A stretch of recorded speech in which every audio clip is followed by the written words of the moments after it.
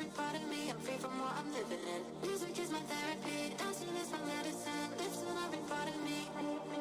So don't tell me you want me just because you're lonely, just because you saw me at the party with my homies. You can take it slowly, you can take it slow. Don't tell me you want me just because you're lonely, just because you saw me at the party with my homies. You can take it slowly, you can take it slow. Because you can take it slow.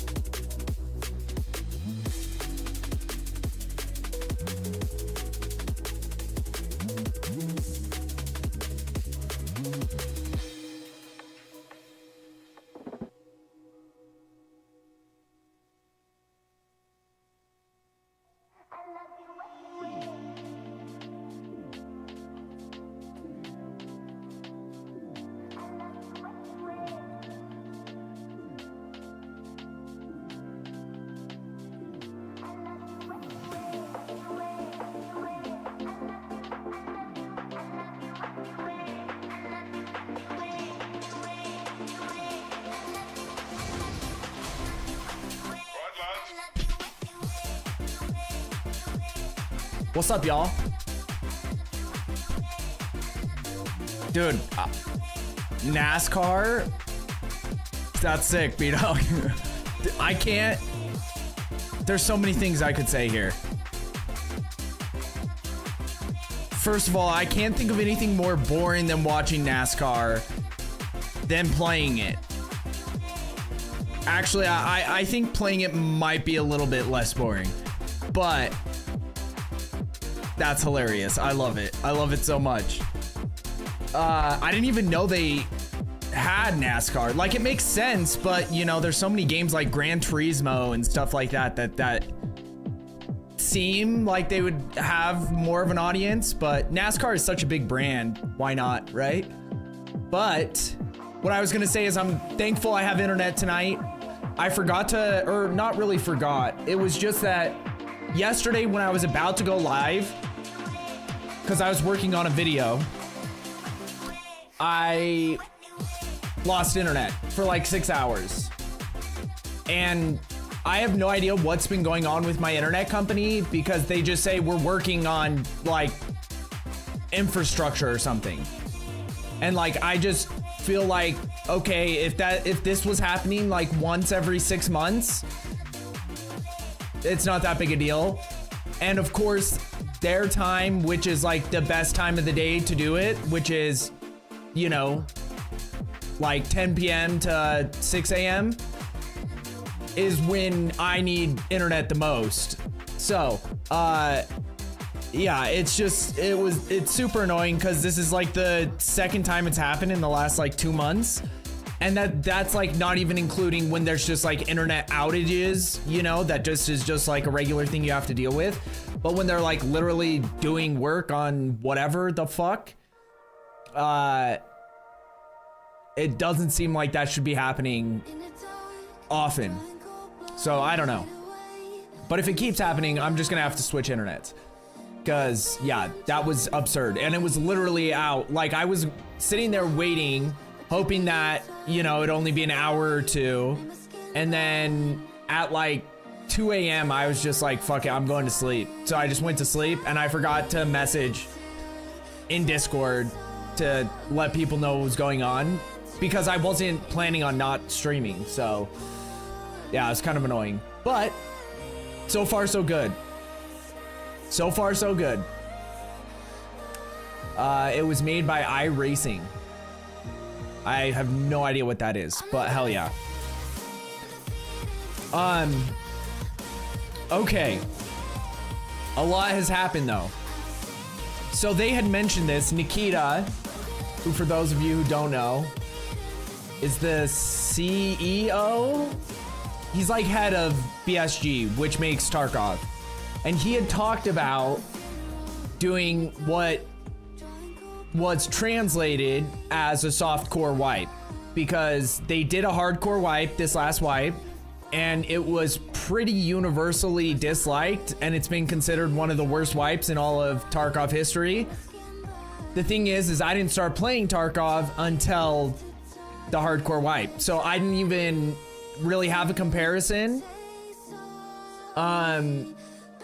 But there were certain things, like, because I played PvE before I really started getting into PvP, because I wanted to at least learn the maps, and there were certain things that were like pretty blatant in terms of like what you could put in your prison pocket, and also just like access to certain things through traders.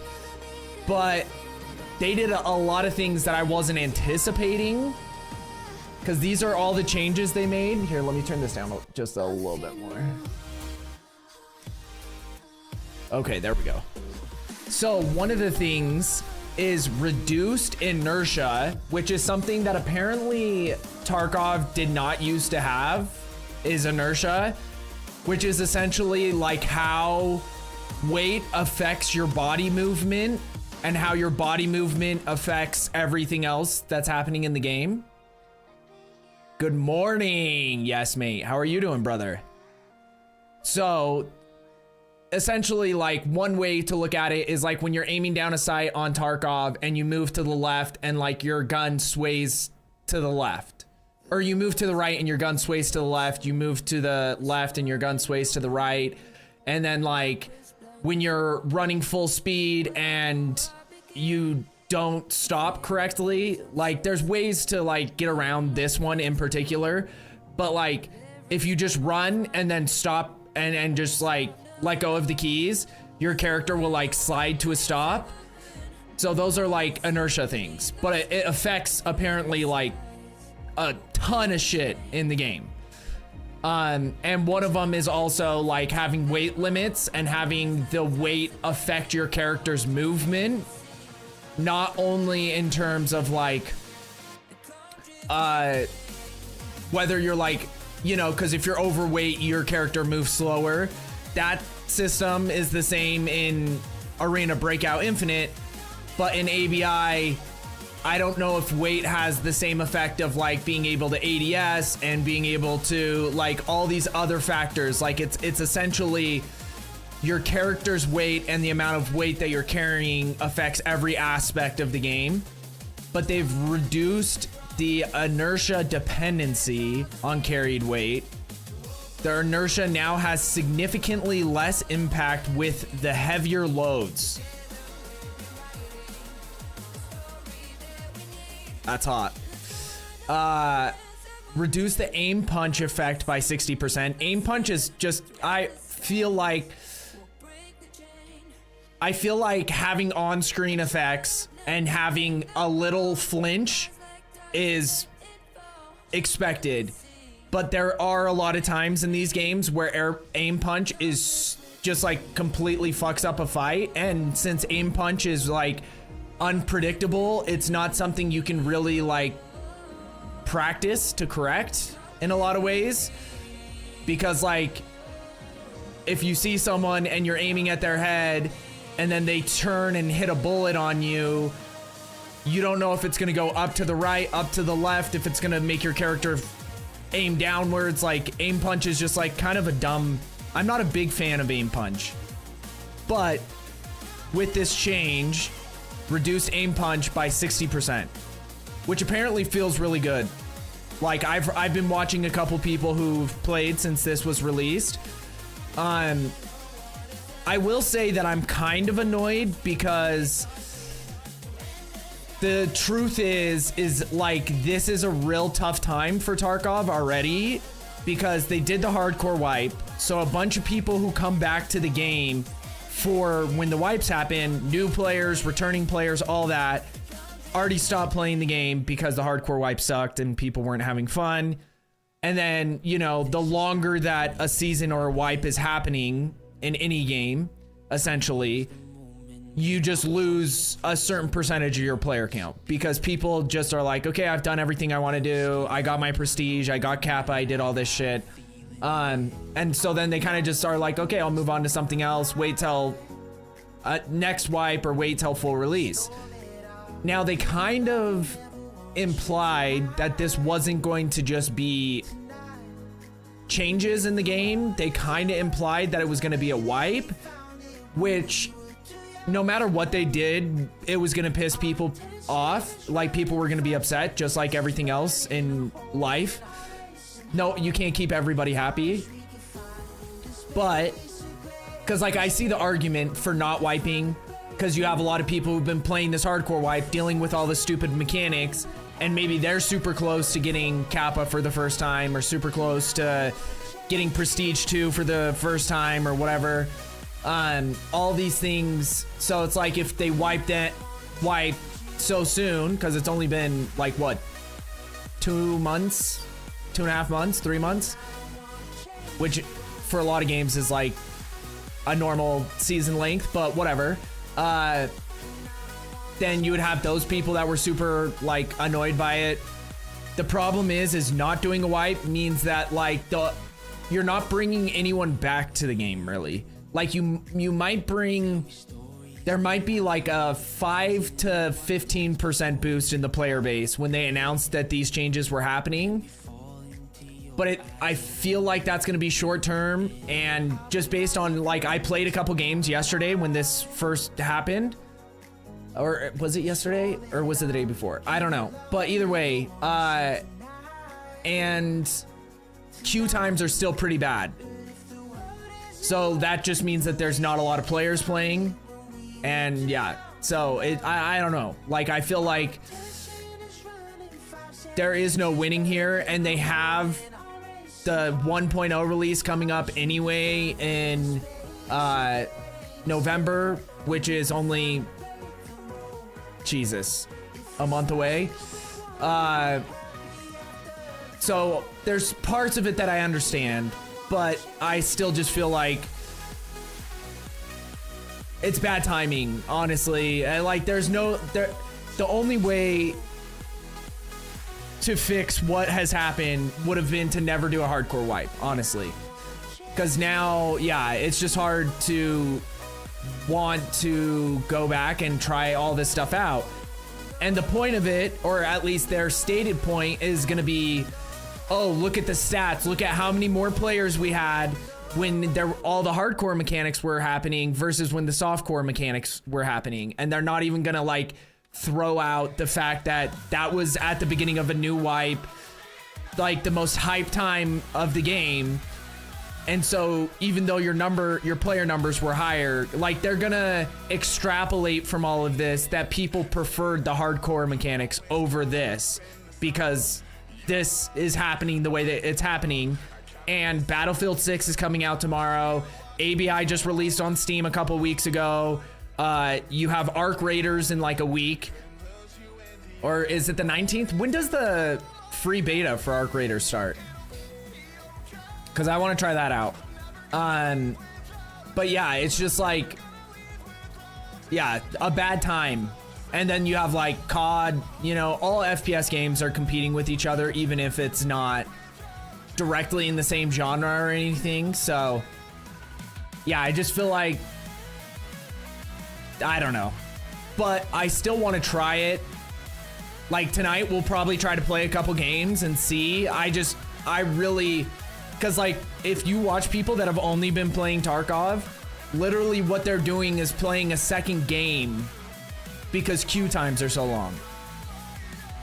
So you have people pulling up, like I saw a bunch of people playing Mega Bonk in between raids, which like, first of all, I don't have a second game that I want to play, and I don't want to be sitting in 10-minute queue times.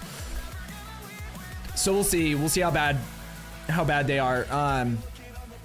But yeah, a lot of this stuff is just like, seems just like positives to me. I get that a lot of people want Tarkov to be more intense. Like that's what they love about Tarkov.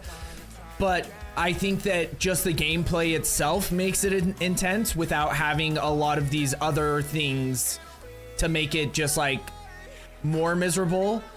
Because for instance, like the amount of loot that spawns in a locked room, which those keys are super expensive. Mega Bonk is stupidly addictive, by the way. I'm sure it is. I've never been into like that genre of games. I don't even know, what do you call that? Like roguelite or something? Queenie, what's up? How are you doing? Good morning. So yeah, but like, yeah, finding loot in a map, like especially in the locked rooms, if you have a key and you make it into the locked room, why not just have like insanely good loot? Because you might try to run, even with a key, you might try to make it to that locked room 4 maps before you actually make it and extract with your shit. And that's not to, you know, there are other people that might be going to that locked room. Like there's so many different things that could happen. So if you actually make it in there, it should be worth your time, in my opinion. So yeah, that kind of stuff I just think is stupid to like reduce, to have like shit loot in the places that are supposed to be good loot. And then on top of that, like the whole flea market restrictions just felt stupid to me in a lot of ways. Like I think it's a good idea to have it restricted to a certain extent, but it's like, I don't know why it makes a difference in a lot of ways. Because like with these games, like I said before, having it be hardcore is only hurting beginner/casual players. Like the players that grind this game every day, it doesn't affect them at all. None of this shit, positive or negative, changes the amount of wealth they have, how often, how quickly they get to like all the best shit in the game, because they're playing it nonstop and because they already know all the maps backwards and forwards. They already know all the peaks. They already know all the tricks to like take advantage of situations, whatever. So like this kind of shit doesn't really hurt anyone except for people who aren't those people.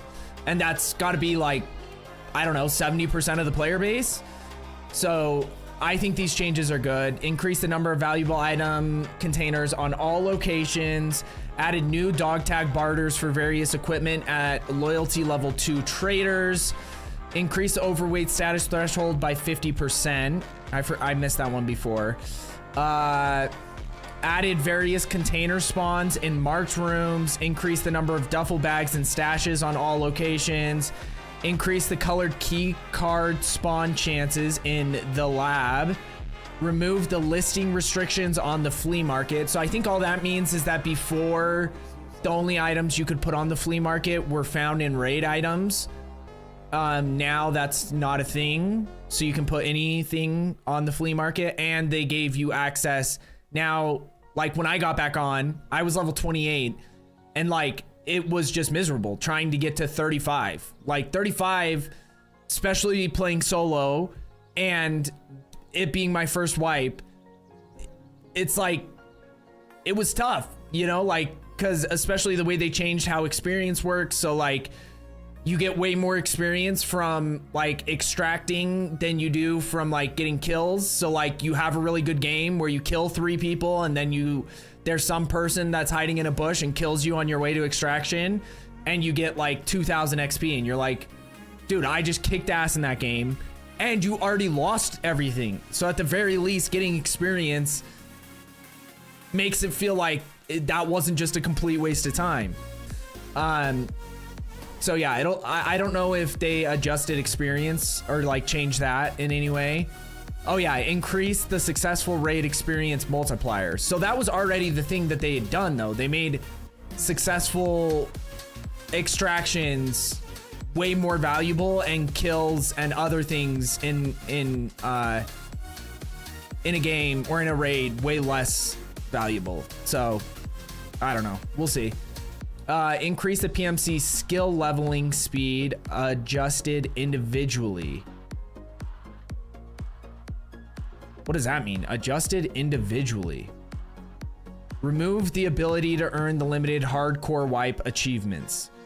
So yeah, like I said, I think this is all positive stuff, but I just don't think that the way they went about it is necessarily good, and I don't think they're gonna get any valuable information from implementing this, because like there's actually a really good video. Let me see if I can find that. I watched this video from someone, I don't remember how long it is, but a guy made a lot of really good points about like there's a difference between difficulty and what's the other thing? Unlimited listings, yeah. But I don't think it is unlimited listings. It's with the initial ability to list up to 5 items. Because when I was on there, I think I could only list 6 items. So I don't know. I'll have to look in that. No, yeah, so there's no wipe. So like I said, it doesn't really give you any valuable information if you're like trying to base player sentiment or player count on having hardcore mechanics versus the softcore mechanics, because you're getting faulty information. Like there's no wipe, so you're not getting a bunch of new people who are excited to like start on even playing ground. And there's all these other games, like this is like the worst possible time because they have more competition now than Tarkov has literally ever had. And you have Arc Raiders coming out in like a week, so. But let me see if I can find this video.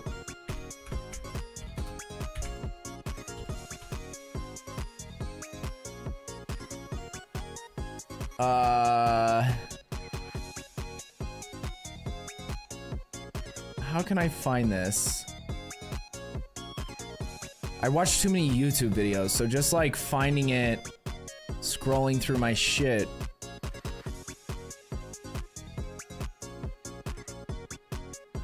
Wait. We're close. I can feel it. I don't remember which day I watched this on either.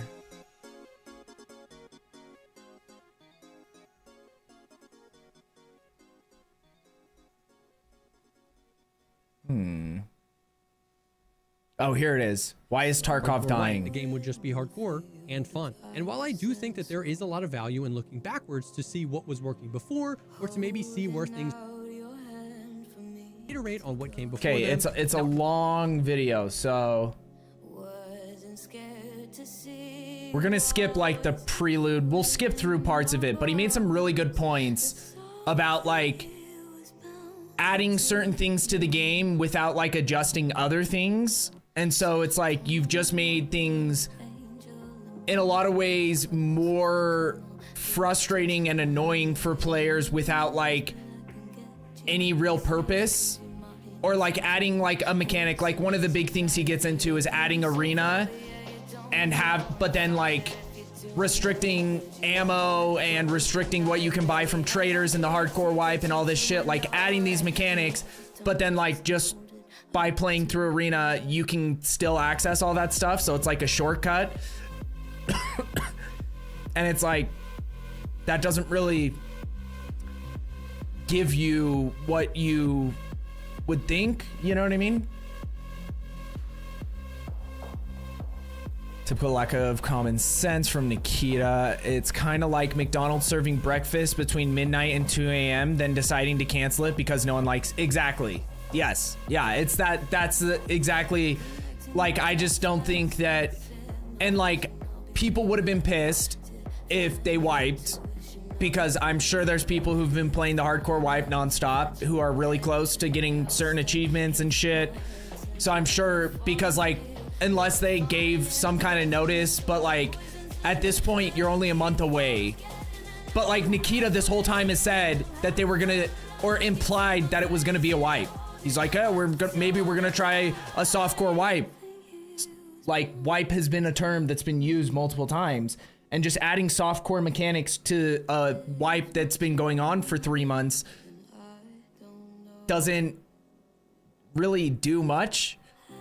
And I don't think it, like I said, best case scenario, it's gonna bring back like maybe what, 5 to 15% of their player base. So it's not enough that it's gonna give it like a big surge and all of a sudden you're gonna have a bunch of people playing Tarkov again, on top of the fact all the competition that's happening right now. Why would people go back and be like, it's already so late in the wipe, what's the point of me even going in now? I'm just gonna get shit on by people who've been playing the whole wipe, even with the new mechanics. Like, that doesn't change people that already have all the best ammo and the best armor and everything. So yeah, it just, none of it really makes sense to me. But let's watch this video. Let me we'll watch parts of it. You're ready for the big leagues. If in addition to all that, you want the final and most important ingredient to the game that will ruin your life, and that ingredient is pain.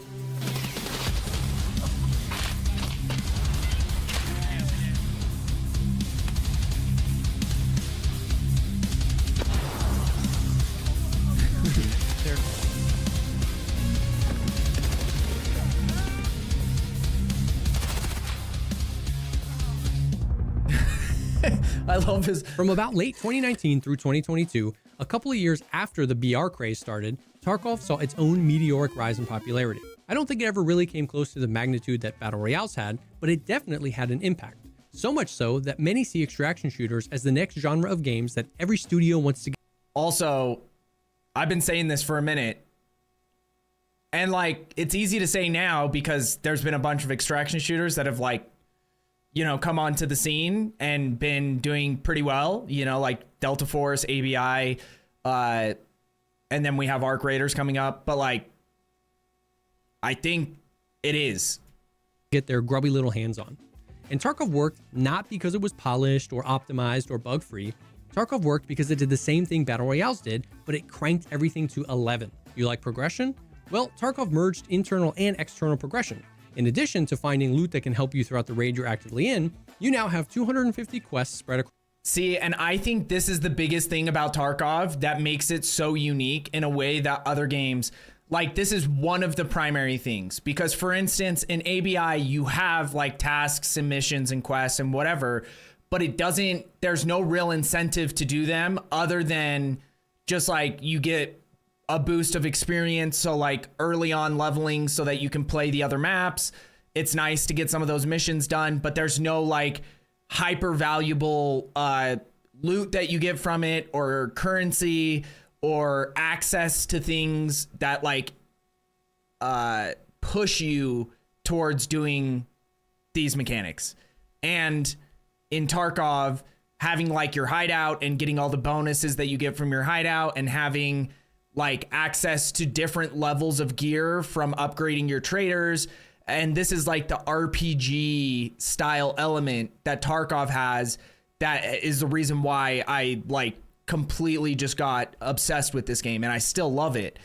Like it's been weird going back and playing a couple games in Tarkov after playing ABI though.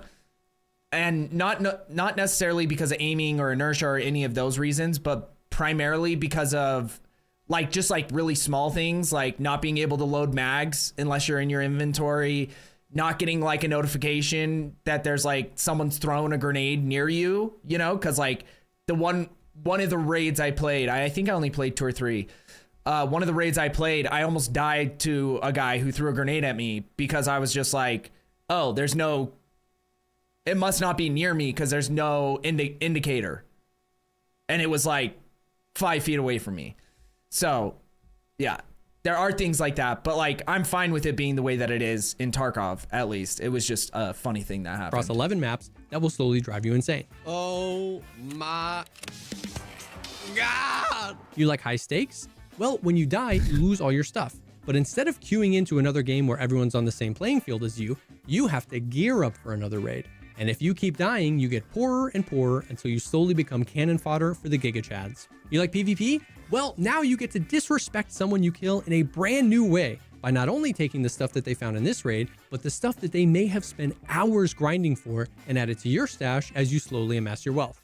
You like tension? Well, know that in this game, at literally any moment, you can take one single bullet to the head, eyes, and lose your best gun, your best ammo, and your best armor to a scab who literally laughs at you while you hit the ground. Tarkov took everything to the extreme right after Battle Royales had primed a lot of gamers to want to see how far the rabbit hole goes. And in a hardcore, gritty, realistic aesthetic with all the gun porn you could ever dream of, and it's no wonder why Tarkov took off like it did. No matter when you joined Tarkov, whether it was in 2018 like myself or recently, we all know the feeling of being hopelessly addicted to this game, but also hating ourselves for playing it. Like an alcoholic staring into the fridge, deciding if they want one more beer. Someone has been in my room and taken my beers away from my room. I don't think so. We too stare at our monitors looking at the killed in action screen going, just one more raid. Now, Just one more I take raid. you on this journey for a few reasons. Just one more One is to raid, remind you boys. how much Tarkov really did change the face of PvP gaming right after the Battle Royale genre did the same thing. And 2 is to assert that in its very nature, Tarkov has always been hardcore. And now we're at the present. That's what I'm Tarkov saying. generated a lot of buzz, both positive and negative, by announcing and detailing their recent hardcore wipe. And on the surface, it seemed like Tarkov was doing what Tarkov does, dialing the challenge up to 11. And it was even kind of touted as a way to get back to the roots of what Tarkov used to be. But the more they explained it, the less sense it made to me. The changes they were making didn't seem like old Tarkov, and it didn't seem hardcore. It didn't.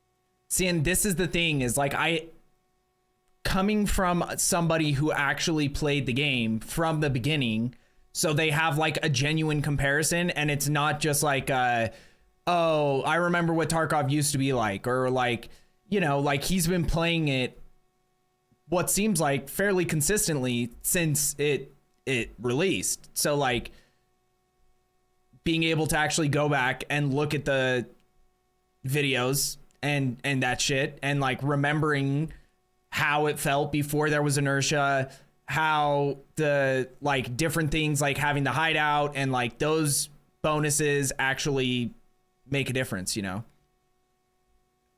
Okay, I'm on Twitch. Oh, hell yeah, B-Dog. I'll make you boss. Seemed like they knew what that meant, or at the very least that my definition of hardcore was different than theirs. Because to me, Tarkov had always been hardcore, just used to be less annoying. So the question is, why did we need a hardcore wipe? And specifically, why did Battlestate Games think we needed one? To understand this, we have to understand what's been happening to Tarkov over the past few years. And I think I might have figured it out.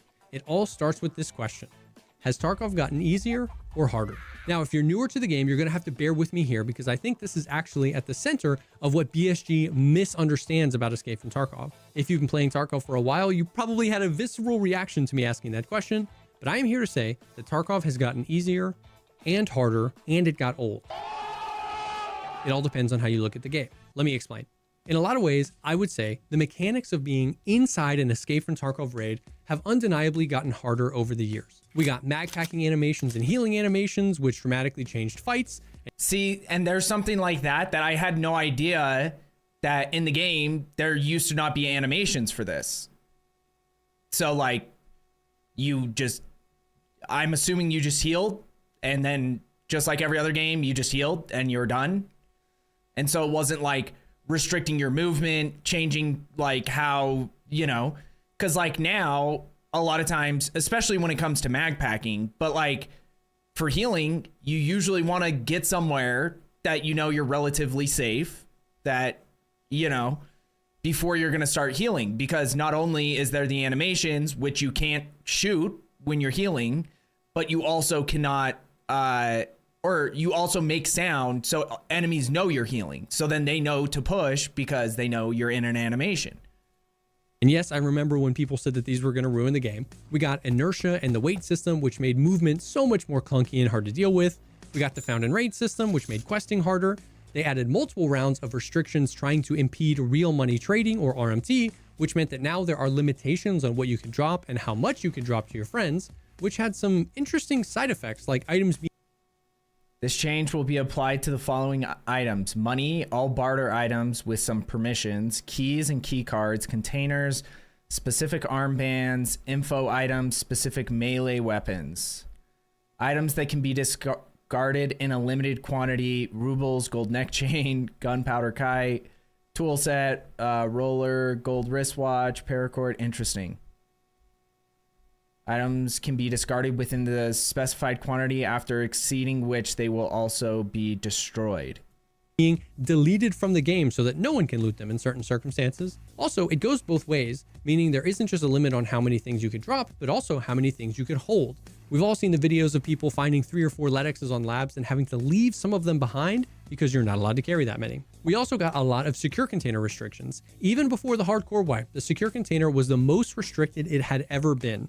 Back in the day, you could put literally anything in there, but now there are restrictions on guns, helmets, cases, thermals, and even certain keys. And in addition to all of those mechanical changes, the amount of items and quests in the game have gone up tremendously, which means that finding any one particular item is harder since... See, and the thing is I don't think that this is, because like I said, the questing part of Tarkov, even though it's annoying and frustrating and whatever, and I guarantee for people who have done it, you know, 100 times, is even more so that way. I don't think that this is necessarily a huge issue. Like the fact that they increase the quantity of the items that you need for every upgrade and for every task, like to add to the hardcoreness, I think that was stupid because it's already, you know, annoying enough as it was.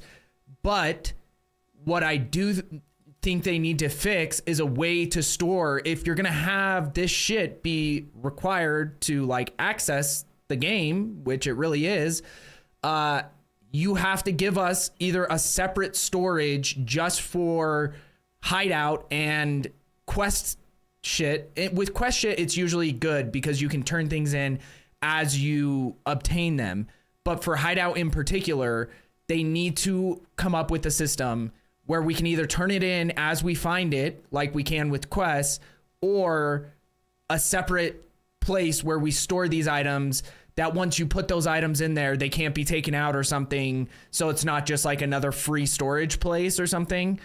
I don't know. Like the easiest way would just be so that we can just turn them in. But, you know, they just need to come up with some solution because it wouldn't be that big a problem, especially with like hideout things. If your entire inventory wasn't full, not even with useful gear that you need for raids, but with like stupid like car batteries and other shit like that.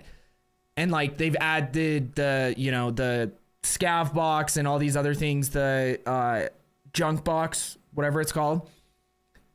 But like that's temporary and they're super expensive and they're kind of like gate kept by progression anyway. So it's just, you know, it was like a small solution to a problem that is still a problem. Even on PvE where I have like everything maxed out on my character in terms of like I have all my traders leveled up and everything. I'm still trying to find certain items when I'm playing PvE, still trying to find certain things to upgrade my hideout.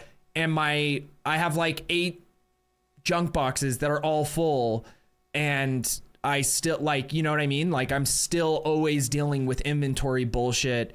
And so much of it has to do with just like having to keep so much junk. The pool of items in the game is so much larger. Also, just in general, you need an insane amount of items now. Like, look at these guides of things you need to save. Yeah, look at this. Look at how insane. Building materials. Wait, why does that have a star next to it? This only applies for those who do not own...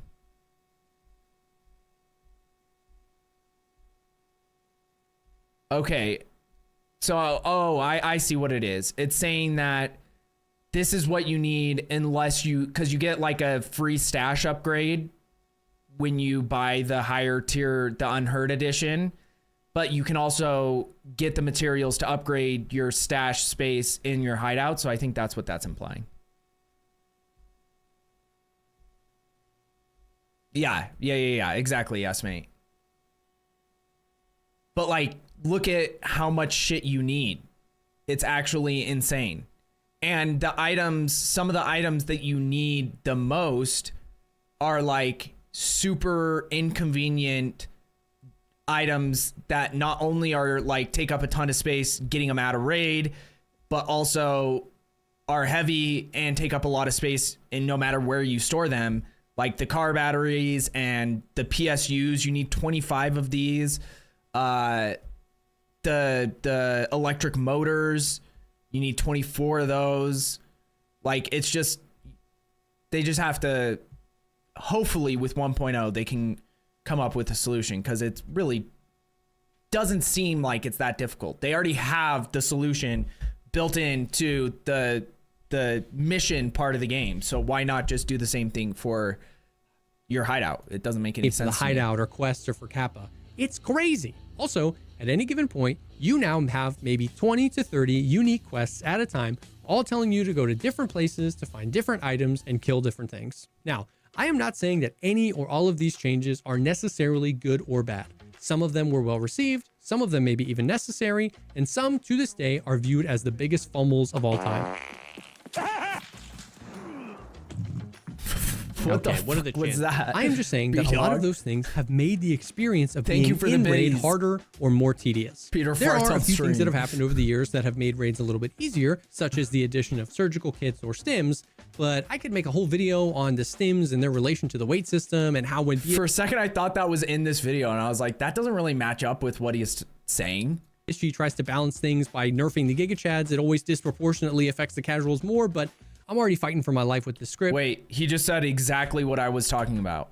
Video on the stims and their relation to the weight system and how when BSG tries to balance things by nerfing the Giga Chads, it always disproportionately affects the casual.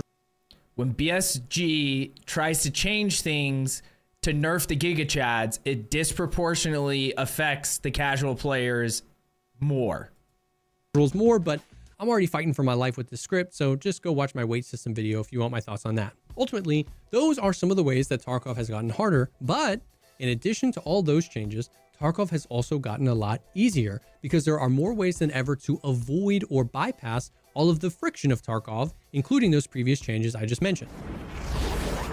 First and foremost is the flea market. This changed looting forever. Now, any item in the game could be converted to rubles, and then those rubles could be converted to any item in the game that you wanted. Now, it's gone through many iterations. The found and raid system that was added to balance the flea has always been convoluted, to say the least, and we've even had them toggle off and on that found and raid flea a couple times. They've continued to try to balance it over the years by restricting high tier ammo and high tier armors off the flea, but it undeniably completely shifted the way people think about looting and making money in the game. The flea market was the moment where looting in Escape from Tarkov became less about what you need and more about what sells well. The second thing that allows you to bypass much of the friction of Tarkov is the hideout.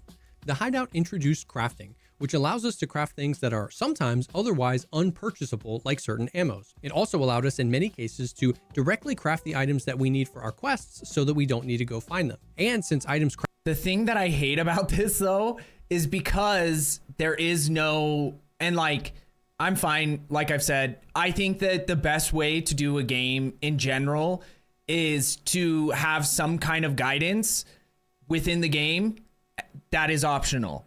So if you want to have them explain certain mechanics and things like that, you can have that. And if you don't, and you want to go in blind and play, you know, blind and just like figure it out from frustration or from experience or whatever, you can also do that. I think that's like the best solution because it's just more player choice, more player freedom. And the more player freedom and choice there is in any game, almost universally is a good thing.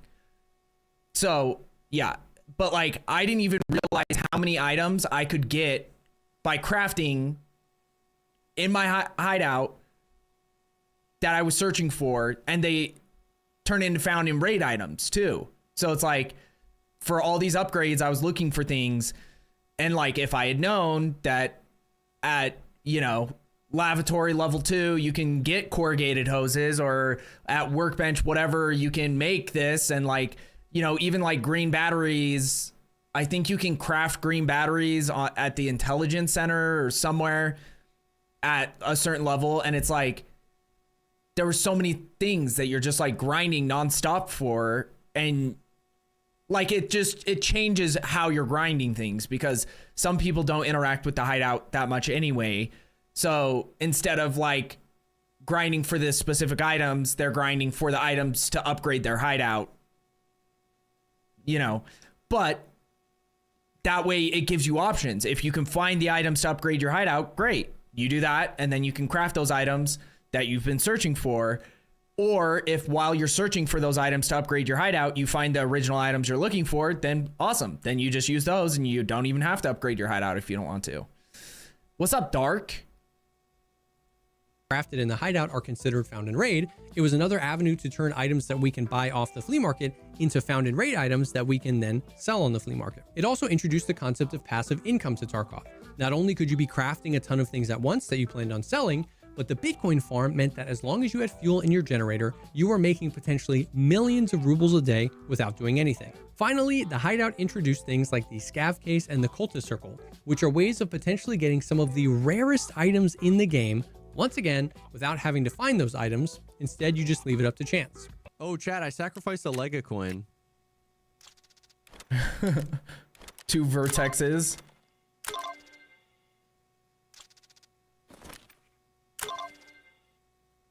And moving on, we have the last Infinity Stone in the proverbial Infinity Gauntlet of making Tarkov easier, Arena, which instead of focusing on making money or getting quest items, Arena allows you to fully progress your character's level and soft skills without having to play Tarkov. And your reward for doing so is a trader that sells some of the best gear, best guns, best cases, and best ammos in the game without having to level up the other traders to get it. And of course, in addition to that, you can also send the millions of rubles that you make from playing Arena to your Tarkov character as well. These 3 things allow the player multiple ways to get money, gear, quest items, and even player progression without having to play any actual raids. Now, you do have to play raids to get some of these things set up, like getting to level 15 to unlock the flea market or getting the items to build your hideout, but maybe, just maybe, that's why people like early wipe Tarkov. Because it's a brief period in time where not only is everyone on a level playing field, but it's also a time before all the ways to skip the friction of the game have opened up. Again, I'm not saying that we should get rid of these things or that any of them are inherently bad, But I think that after going through all this, if we revisit the question, has Tarkov gotten easier or harder, we can see things a little clearer. It's hard to answer that question because it seems like the game has gone in both directions, and it has done that without an obvious cohesive vision for what the game is supposed to be. Is it supposed to be hard? How hard is it supposed to be? And in what ways is it supposed to be hard? Are you supposed to be able to skip what makes it hard? And how many times can I say hard in one rant before things get weird? Recently, I was watching the Game Maker's Notebook podcast that Nikita was featured on, and he was asked how he takes into consideration suggestions from the community and how he then balances that with what he wants the game to be. And his response was this. You need to not like step away. You need to ease the stress. Because in my perspective, in my vision, Escape from Tarkov is way more harder than now. Way more. Respectfully, what the f does that mean?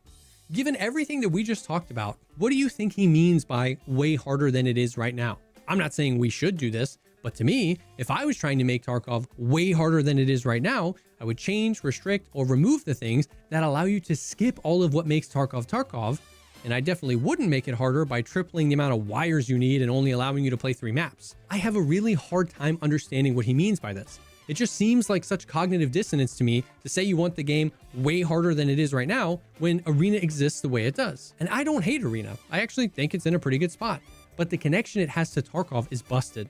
You want the game harder, but you gave us ways to gain levels, skills, money, gear, weapons, and ammo without playing a single Tarkov raid. I just don't get it. Another thing I think is worth bringing up here is how I mentioned earlier that Tarkov got old. Or maybe a better way to put it is that Tarkov got figured out. And I think this might be the most misunderstood aspect of this whole thing by Battlestate Games, and maybe a big reason that they thought we needed a hardcore wipe. And that's, I would say in almost every game that has any kind of knowledge-based skill connected to it. You get what I mean? Because like, for instance, in a game like Call of Duty, knowing maps better is definitely going to give you an advantage, but it's going to be pretty small advantage. Like if you take someone who's really good at other FPS games and throw them into Call of Duty with no knowledge and they can just win the majority of their gunfights, they're still going to have a lot of success in Call of Duty. But you take that same person who's really good at FPS games and throw them into Tarkov with no experience or knowledge, and they're going to get their shit stomped the entire time because they're not going to realize that, oh, a boss spawns here. Oh, this is like a place where people always camp to accomplish certain tasks. Or, oh, this is an area where there's landmines, but it doesn't really clearly tell you that there's landmines. It's just got like these little signs that have skulls on them. And you're like, oh, that seems weird. And stuff like that. Like there's like a lot of little things that like some of that is really easy to, you know, the landmine thing in particular is easy to figure out, but like having really good map knowledge and just like knowledge of the mechanics, like which task to do first to get better. Like if your favorite gun is a 5.56 gun, which task can get me to the best 5.56 ammo the quickest? Just do those tasks so that you can unlock better 5.56 ammo that you can buy, and that is not just like RNG. There's so many different things, and even with like map knowledge, just being able to look at a map, like for instance, ABI, it shows me a map, so my base knowledge is already higher than it is in a lot of Tarkov maps, and I've played way more of Tarkov than I have ABI. But just being able to see a map of where I'm at and where I'm trying to go is a huge advantage to like map knowledge. So in Tarkov, you don't get that. And like distances between things, even if you're looking up like a map on your second monitor, the distance between this place and that place when you're looking for a tiny item that spawns inside a broken crate, and you're like, okay, well, I know it should be in this general region, but that general region could be like 100 square meters of the map. And so you're just wandering around this 100 square meters till you find this broken crate that's like hidden next to a bush. You get what I mean? Like there's so many different things, and you're just leaving yourself out in the open to get murked by somebody. So yeah, knowledge is huge in a game like Tarkov, and I don't think that in a lot of other FPS games, knowledge is as big of an advantage as it is in a game like Tarkov. Tarkov is a game that unashamedly tells you nothing about what's going on. I mean, just look at what Skier sells. If you are brand new, like, what the hell is all this stuff? I still don't even know what half of it does. The knowledge barrier, whether you love it or hate it, is a huge part of the game and a huge part of what made the community so tight-knit. We were all figuring this out together. But what happens when you figure it all out? What happens when there's a wiki page for every quest, when there's an interactive map for each location, when every damage value and armor material gets data mined, or every skill progression formula and money run gets figured out? And I know it kind of sounds depressing, but I really don't mean it that way. I don't think it's a bad thing that there's a wiki or maps or ballistic calculators. I think those things are awesome, and I use all of them to get more enjoyment out of Tarkov. But I think the point is that once a game largely gets figured out, it can sometimes feel easier. The difficulty of the game maybe remains unchanged, but your knowledge and mastery of it increase such that you are successful more and more often. And that manifests in the game maybe not feeling quite as challenging. And this is kind of what I mean by Tarkov got old. It's been long enough to get figured out, and so it did. And I think that this is one of the things that the developers don't quite understand. They want the game to feel hard. So they increase how many rubles something. And the funny thing is, though, is like in this day and age, any game is going to get figured out. Like, for instance, Path of Exile 2, the other game, you know, the game before this game, within like a week of a new league where they change a bunch of values of like skills and add all these new items, they add all these new mechanics, new levels, new bosses, new, you know, it could be a 90-page list of things that they changed and things they added and whatever. Within a week, there's going to be people that have already figured out like multiple of the best builds, the best new items, how to break these systems to have interactions that were unintended so you get way more damage, how to get the most currency the quickest way, whatever. So it's like in modern time, with how quickly we can get information and spread it between people, and everyone's working towards the same thing, and people, you know, it's just like games are going to get figured out quickly. But a game like Tarkov probably took a lot longer than most other games because of the fact that they don't give you the exact damage numbers and like how the velocity directly affects the damage and the penetration, and how which armor plates actually hold up better or repair better, and like all these different things. They're not giving you those exact values. So it did extend it, and like map knowledge and, you know, all these other things like spawn locations of items or whatever. But even if they re-release Tarkov tomorrow, I guarantee within like 2 weeks, almost everything would be figured out. Costs or how many screws you need for a quest or a hideout module. But that doesn't make the game harder, because we've already figured out how to get more money or more screws.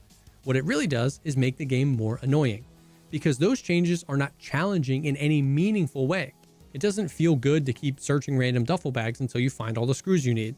And I worry that as long as they're trying to claw back how the game felt back in the day by arbitrarily increasing the difficulty of meaningless tasks, they kind of get the worst of both worlds, because the game doesn't become any less figured out, but it does slowly become less fun. Yeah, that's true. Okay, I think that was like the core part I wanted to talk about, but I think someone had, I remember maybe it was a comment, because there's like this expression that I've used before, and for some reason I can't think of the word that I'm thinking of, but it was essentially like there's a difference between difficulty and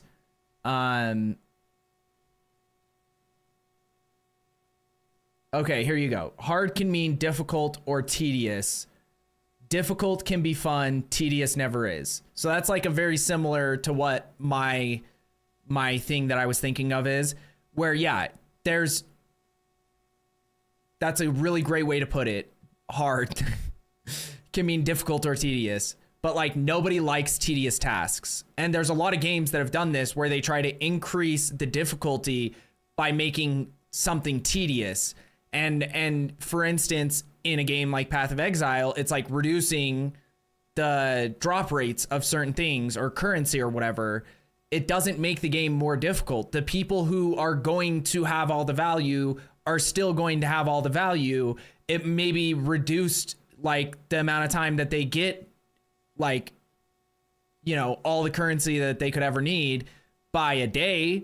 But like for everybody else, it just makes like basic shit like upgrading your gear and stuff like that more tedious and more annoying and not fun. And it's like, most people enjoy something that is difficult that they can overcome. And that's why games like Dark Souls and Elden Ring and whatever are so popular.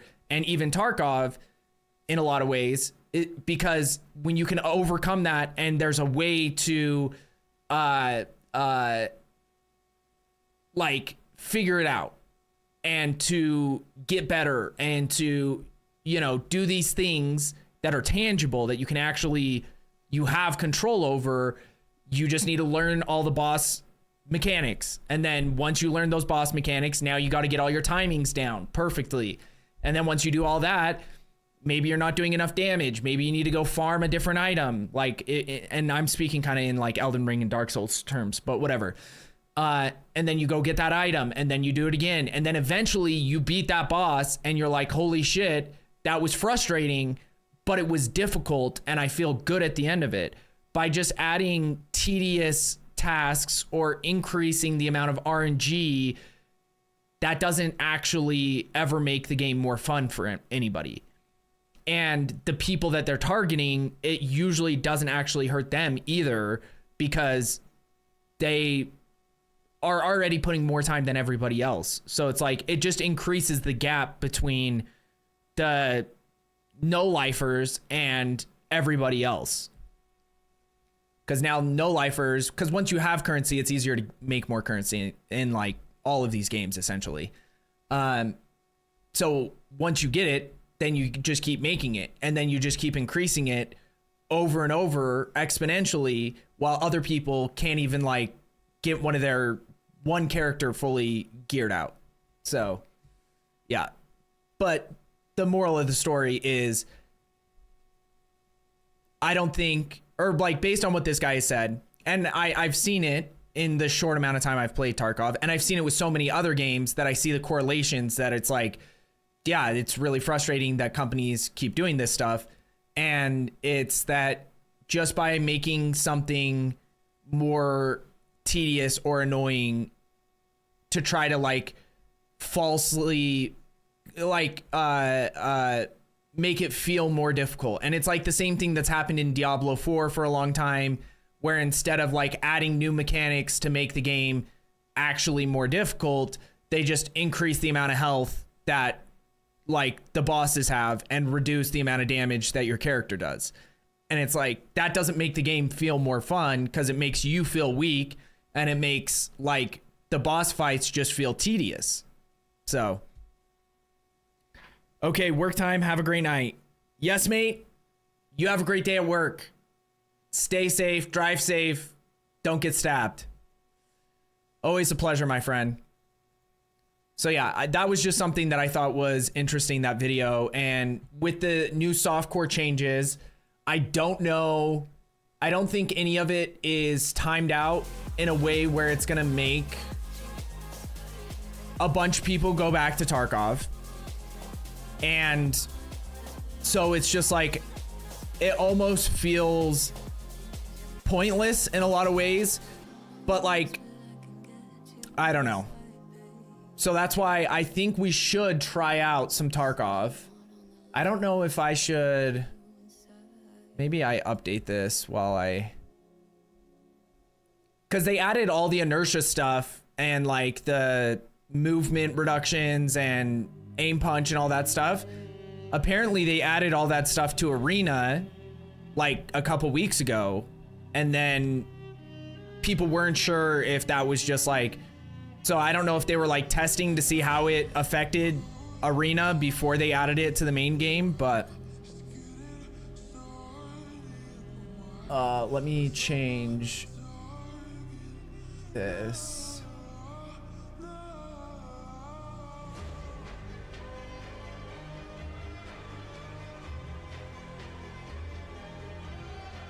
Wrong keyboard.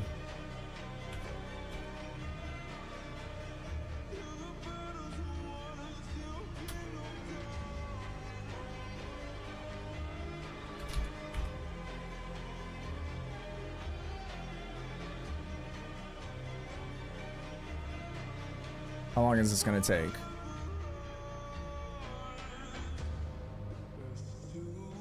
And then the hard thing for me is that, like, a lot of the changes they made with like inertia and stuff, which I think those are the biggest changes in terms of like the soft core. Like all the other stuff is, yeah, that's cool and all, making the flea market more accessible, but like now, and that's another thing, is like making it so it's available at level 10 doesn't change anything, because you're not going to get a bunch of new players that are coming in at level 10 that are like under level 10. You get what I mean? So it's like that kind of change really does nothing for anyone.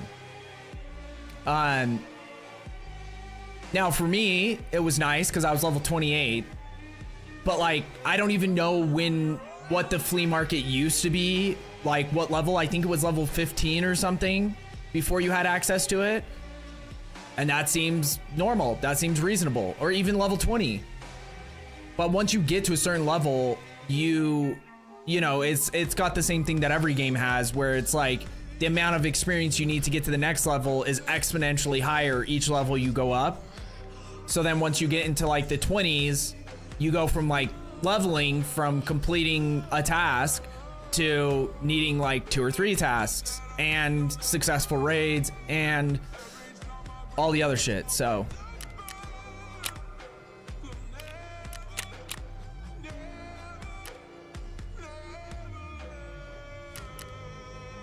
okay. Oh, let me see. I think I geared my guy out because I died a raid. One of the raids that I played earlier. And it was so frustrating too, because I had these guys too. I wish I had recorded it or something. Like I felt like I played the fight pretty well, but I didn't realize that it was 2 people.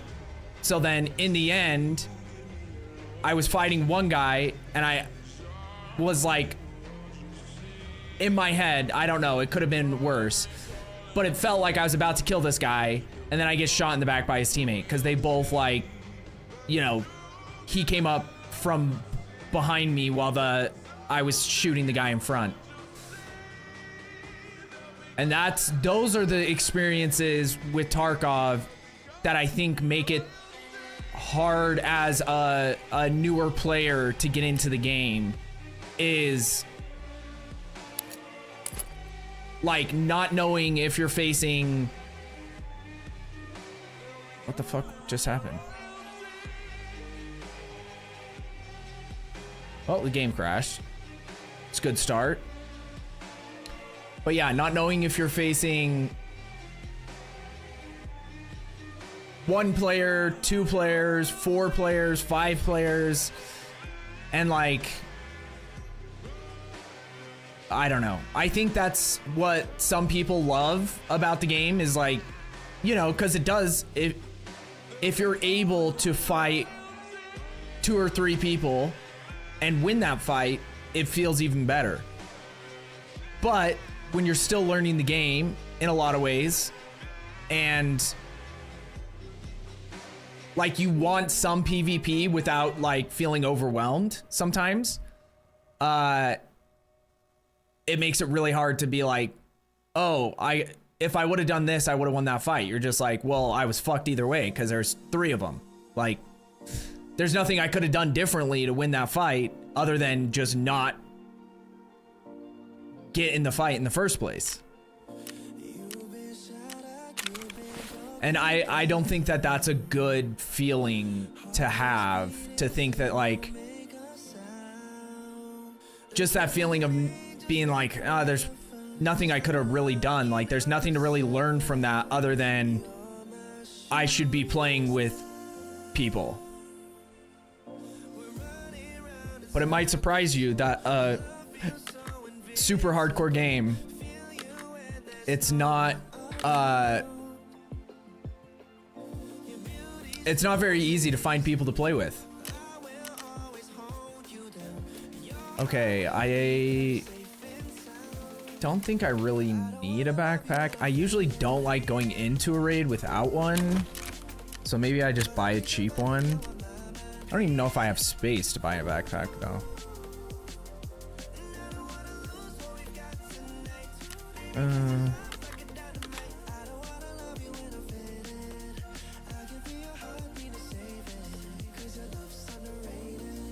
Could get one of these. Don't have that.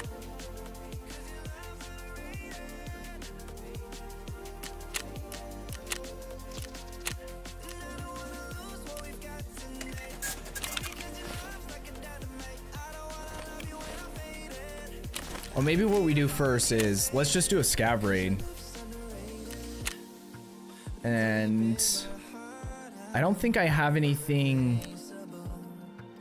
I don't know. Do you have to do the do you have to put up all the cameras for the fence to get access? Like, is that an important mission to do?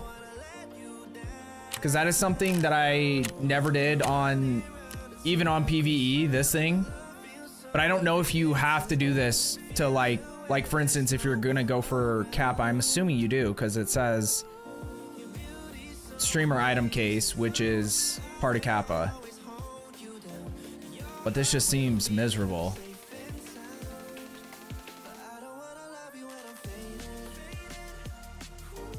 At the Burn Girls Sick Room, barbed wire body. So it's like 3 or 4 cameras on every map, essentially. There's a shit ton on Factory. Holy shit. There's 1, 2, 3, 4, 5, 6, 7. I've never even seen someone doing this task. That's the other thing that's surprising to me. And you have to...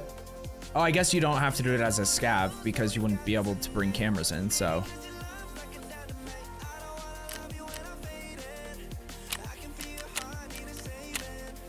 Okay, let's try...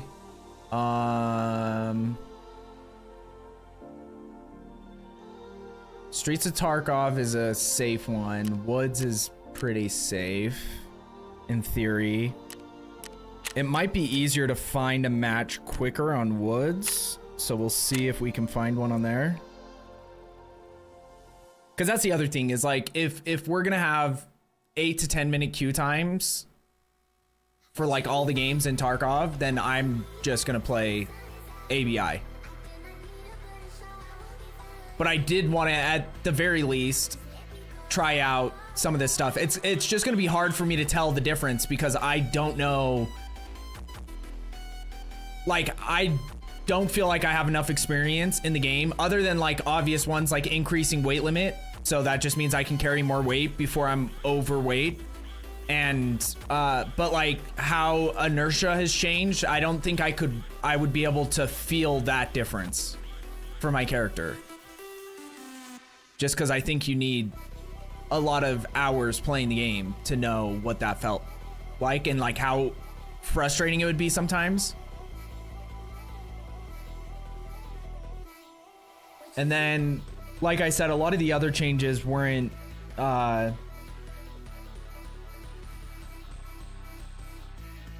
like the aim punch thing will be good to test out because I feel like I'll be able to feel a difference with that. Like a 60% reduction in aim punch is kind of huge. And it will be a good barometer because I feel like,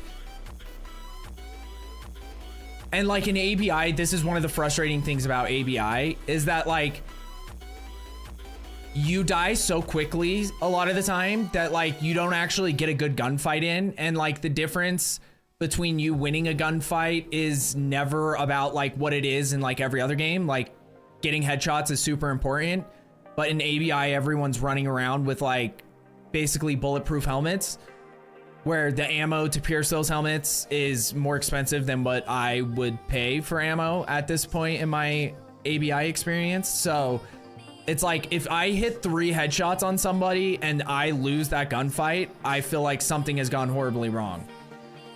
Like if I hit 3 headshots on them and they hit 0 on me and they win the gunfight,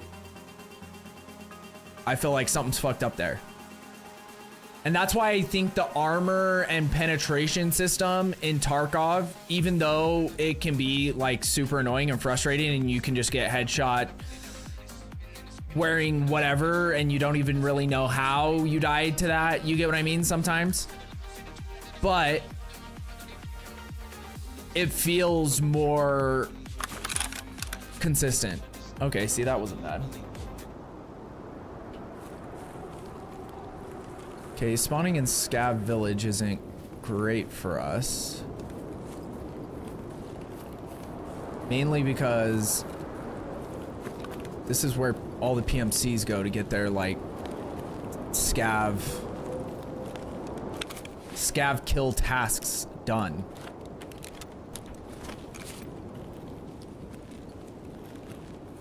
But you can see stuff like this. I think that's got to be inertia. Like how you can move side to side. It feels more snappy.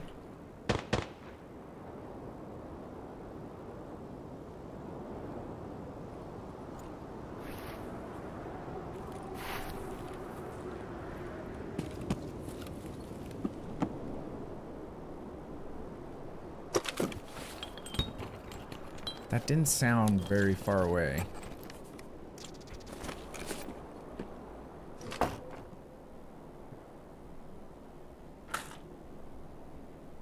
Those gunshots. And then the other thing, going back and playing Tarkov again, is gonna be like actually having to worry about like eating and drinking. Because in ABI you don't really have to worry about that unless you use like a shit ton of painkillers. And it's like late in a raid.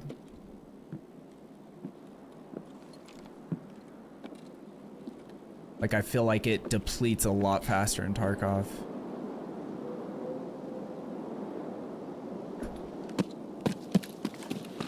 I don't know where this guy is that was shooting, but...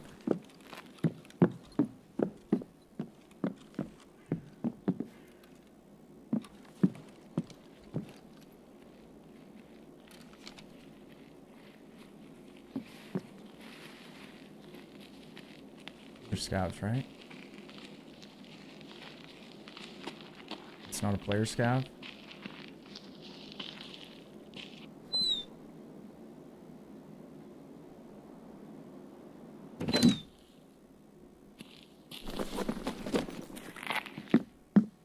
Also, I'm gonna have to get used to that again too. The whole, because in ABI it's Z to lay down. Then in this game it's Z to throw your bag on the ground. I need to figure out, I don't even know what the keybind in ABI is for throwing your bag down.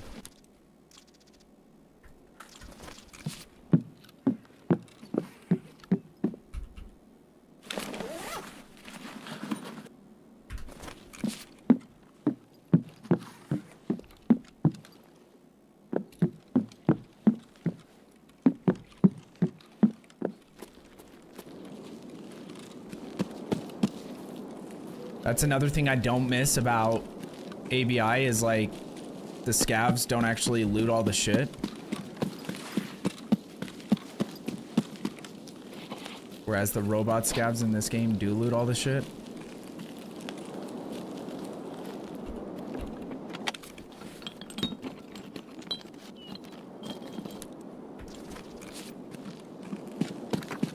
I kind of just want to try to get to the bunker.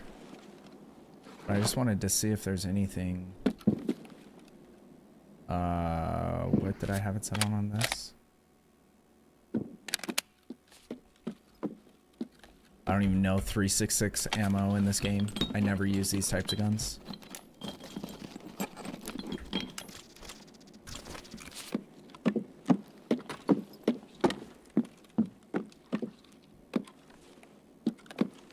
But like, one of the things that will be...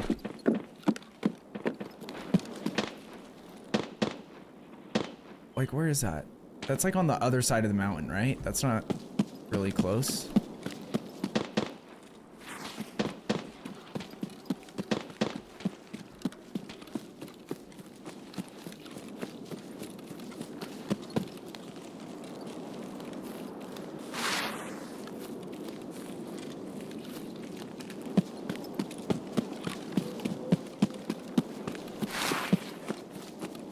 It's just running through this area. If there was going to be a place that I die, it's going to be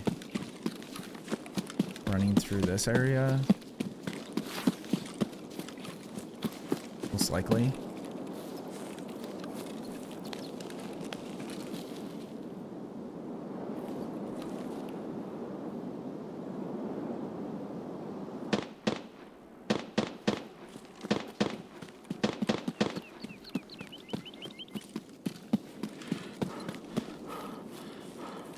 Okay, odds are bunker's probably already been hit.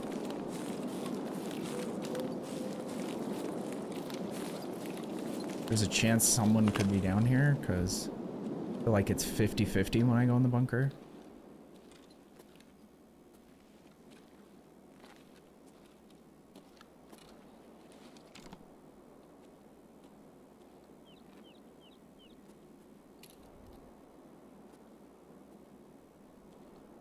Why does it feel like my character crouches so much higher than in ABI? This wasn't open, so that might be a good sign.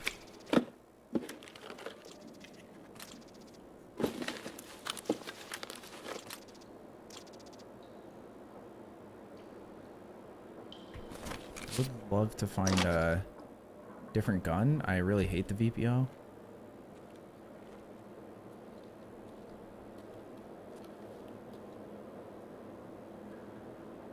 Sometimes there's like, I've seen like intelligence folders spawn over here.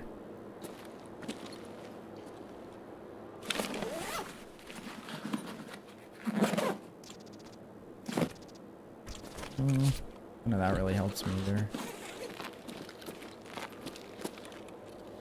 The other thing in Tarkov is it's like way more common to get like injured. So like bleeding, like light and heavy bleeds and broken bones and shit.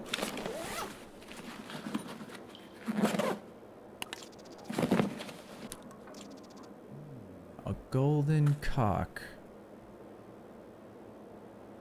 I guess M855 isn't. Wait, how do I discard things in this game?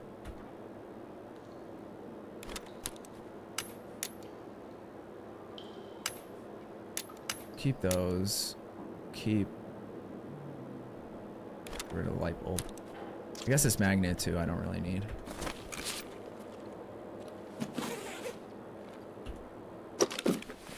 Yeah, honestly, I need a... All I need to be happy is a better backpack, a helmet, a better gun, and a better rig. That's it. That's all I'm asking for. But it looks like nobody looted this so far.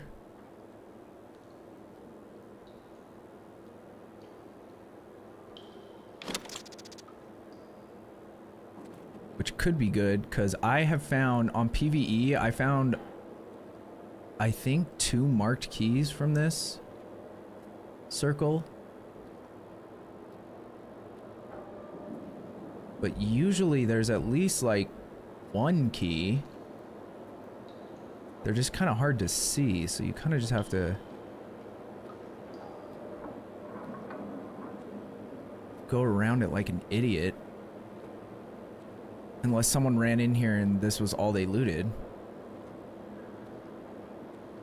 That seems kind of unlikely. I don't see the indicator popping up anywhere, so I don't think there's anything here. Weird.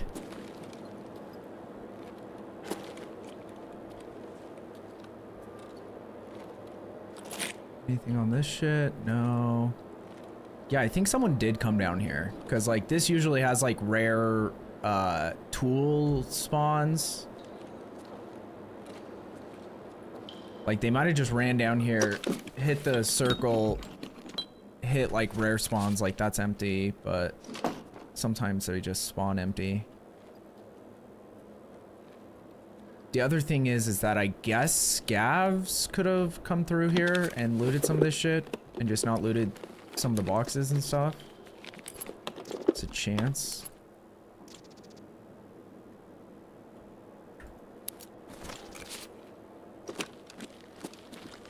There's another rare. There's a couple rare or valuable item spawns back here too. They might have got hit as well, especially if people know about them. There's a stun grenade. And sometimes there will be something on this mattress. There's either like a duffel bag here. It's actually one of the most annoying spawns in the game, because there will be a duffel bag and then there's a rare loot spawn that can spawn on top of the duffel bag, but then you can't access that rare loot because it's on top of the duffel bag. So you only get the indicator to search the duffel bag. So it's like, I found Tetris there that I can't loot, and I'm like, oh, that's awesome.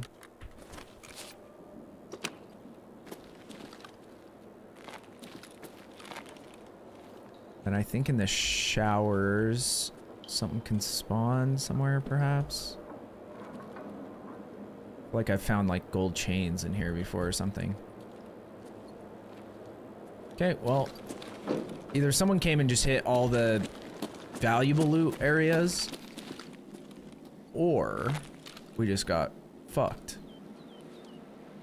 Okay, where do I have to go to extract? I don't know where half of that is. We could go to outskirts. I wonder if they changed any of the extractions either.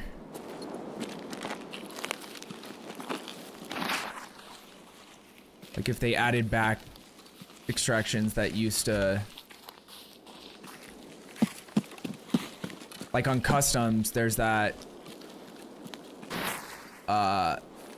Is it called the RUAF checkpoint as well on customs? I don't remember what it's called on customs, but... There's that one that hasn't been usable all wipe. But I use it all the time in PvE.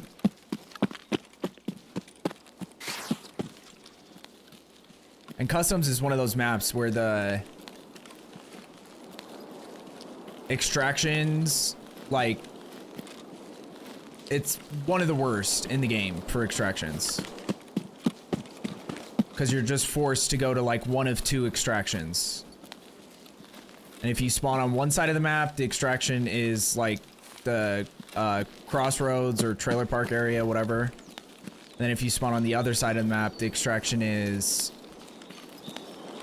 ZB 1011 or whatever that one is called.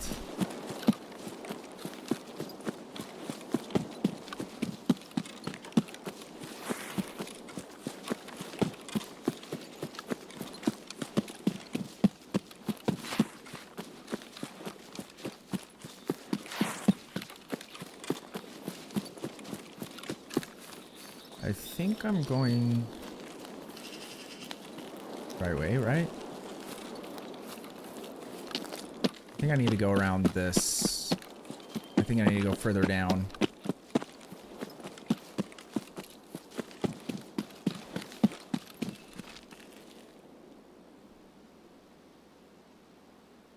that just regular scav? Just cruising?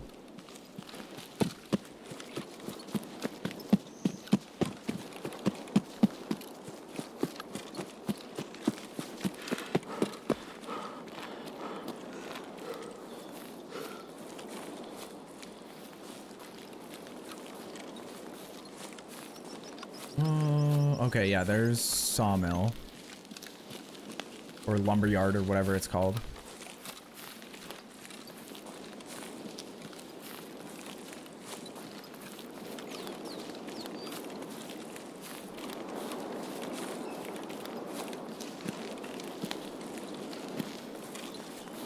Like, what I hope that these games do... Apparently, ABI has already got accused by BSG when it first came out of, like, taking a lot of their...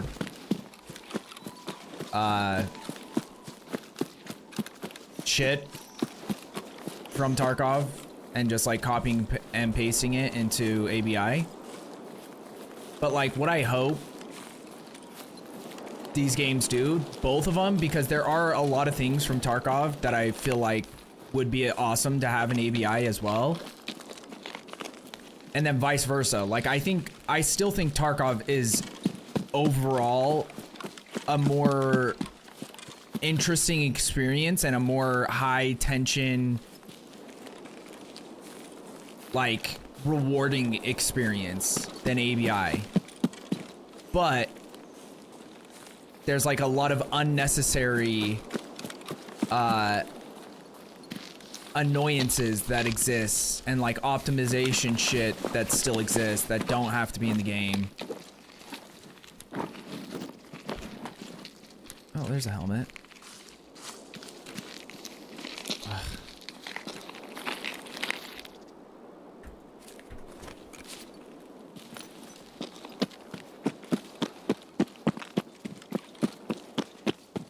But like, I think if each company can look at what the other company is doing and get inspired to take concepts and things without just like straight up copying them, even though every game does that, like in any kind of creative outlet, like that's what makes games great, is taking something that's familiar to players and making it a new experience. And so if you're talking about video games or music, like I saw a video, it was like a TikTok or something, of someone showing like all of Taylor Swift's songs, how they sound from her new album, how they sound like all these other songs that have been super popular. And I'm like, yeah, that's what music has been. Like, it's been like that since like the 70s.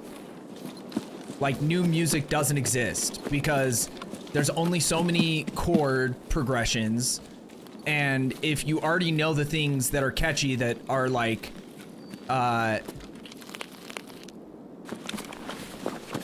pleasant to the human ear, then you just use that and you just like change the beats per minute, or you know, slightly lower the tone or slightly higher the tone, or like the octave, you know, you go up like half octaves and shit, but it's like the exact same chord progression as 20 other songs. Probably even more, probably thousands of songs. It's just 20 of the ones that you know about.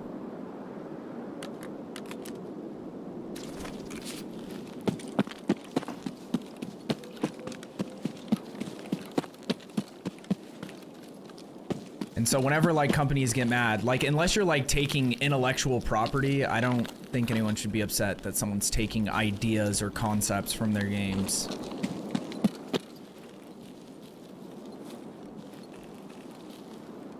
You get what I mean?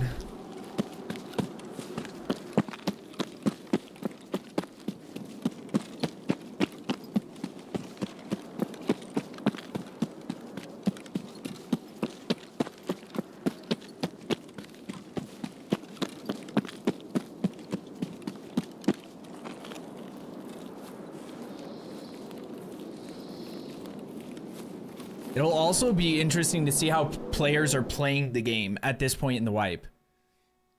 Because you would assume that like players who have been playing consistently and never stopped are just going into maps to do whatever they need to do and then like dipping. But like, if you need like PMC kills and shit, that might lead to a bunch of players like being super like campy and shitty in certain places.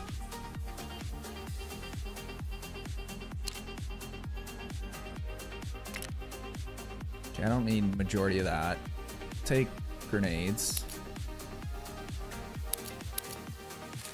This, we'll take that. Take these bolts and screws. I didn't even realize how many of these I had. Like, I didn't feel like I played a ton this wipe.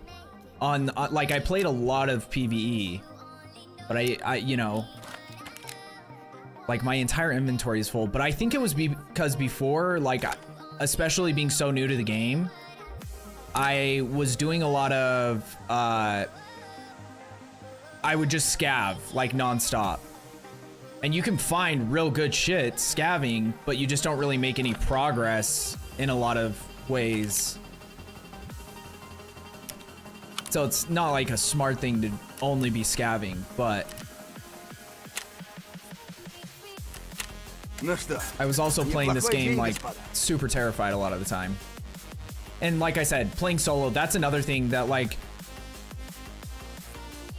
I feel like it would be a good idea for Tarkov to have some kind of matchmaking and just like make it an option so that if you want to just keep going in solo, but like, because the only other way to fix that problem is to separate lobbies. So you have like solos lobbies, duos lobbies, trios lobbies, but I don't think that I don't think that's good to ever like separate the player base.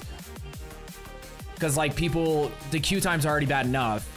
But like adding some like basic matchmaking, I don't think would be super difficult. But like if you want to, and like with ABI, I'd rather go in with a 4-stack than go in solo. But if I queue into a game, there's a chance that it doesn't find anyone for me and I'm in that map solo, or I only have one other teammate. So if they had a similar thing where it's not like prioritizing team size or like filling out your entire team, but like prioritizing finding a map, finding other players in the map and getting you into the map, but then just having it be like, oh, if there's another player that also has this turned on this map, throw them in a team together. And I guess the only problem with Tarkov is that like there's friendly fire, so that makes it like you need a lot more communication on a team in this game than you do on ABI. Like it's always better if you have good communication either way, but okay, let's see what we could work on.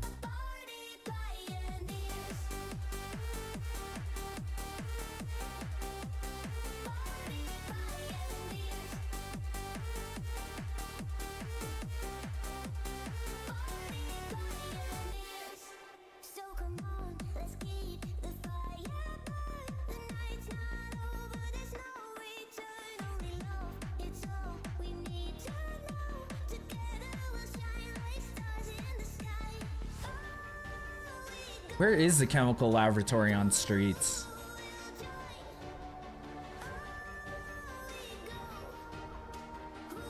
Because I know where the vet clinic is.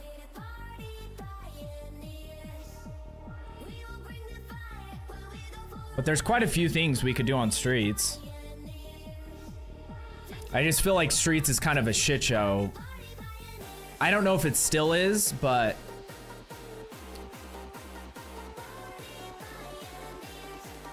could do this one. Mark the helicopter at the health resort. Mark that.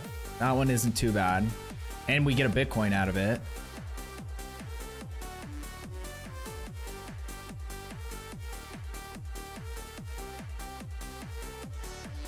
We have a couple on interchange.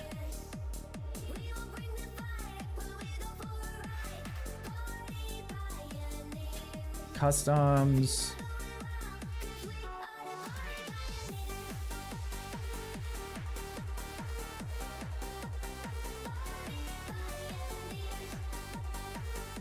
Install the camera inside the industrial plant. I need to think of where that is. Which building that is on customs. Because I remember this task kind of. But it'd probably be good to do that one too. And customs is a map I'm pretty familiar with. It's just customs. When I've watched other people who are still playing Tarkov, they've said that like customs is like the PvP map. Like one of the main PvP maps now. And I don't know what led to that, but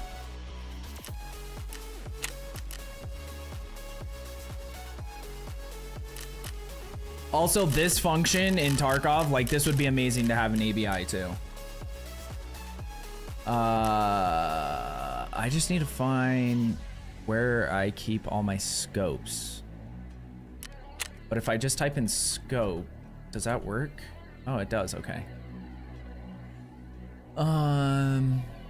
Let's just use a TAC 30.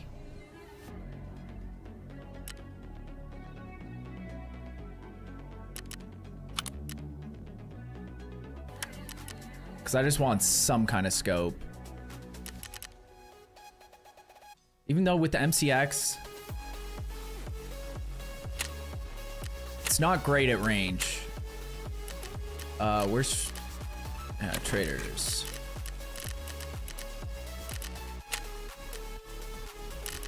Is it Jaeger? I think he sells the 30mm.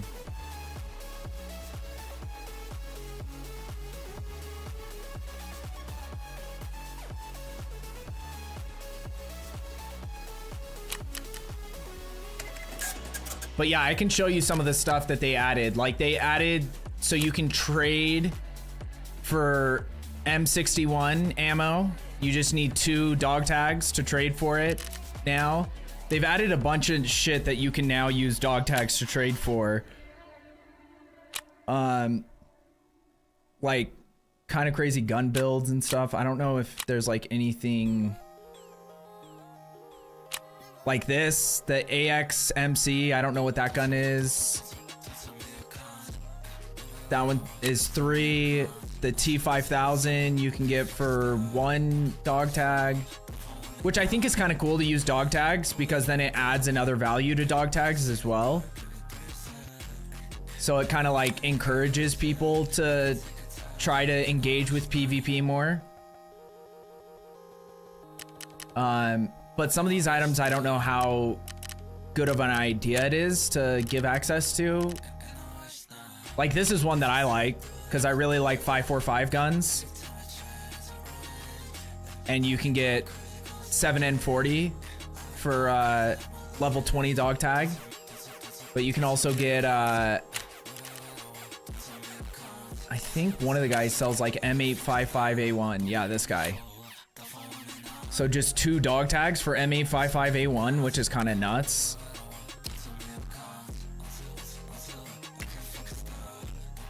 You know what I'm saying? I don't know how good an idea that is.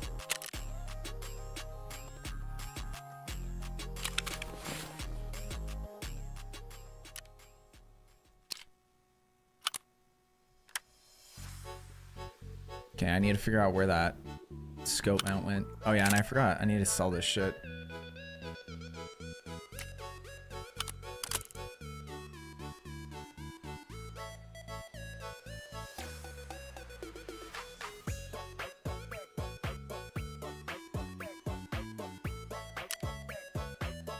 I should probably keep night vision goggles. I'm sure I'm gonna need them for something at some point.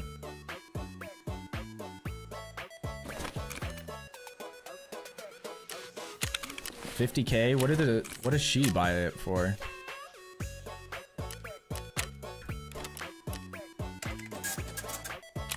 Okay. Let's bring Wi-Fi cameras just in case. Wait, can I buy those yet? Or trade for them? What do I need to get Wi-Fi cameras?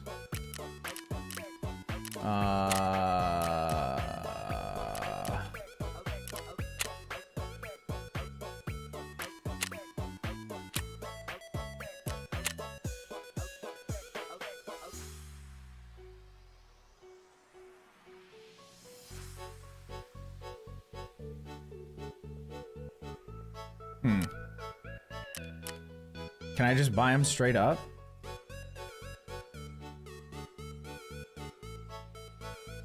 Pretty expensive. How much are these? Not as expensive. I need 4 of them though.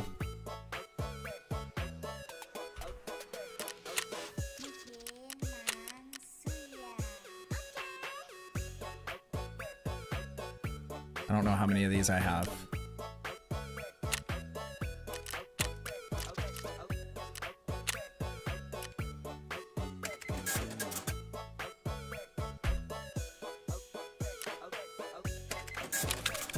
Perfect.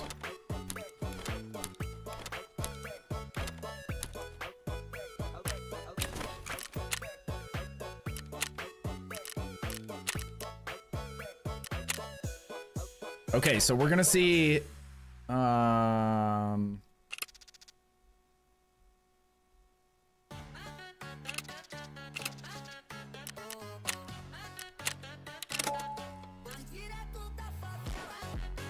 we're gonna see how long it takes us to get into a normal raid. Even though scav raids usually take longer than PMC raids to get into, at least. And we got into that in like 3 minutes, so that wasn't bad at all.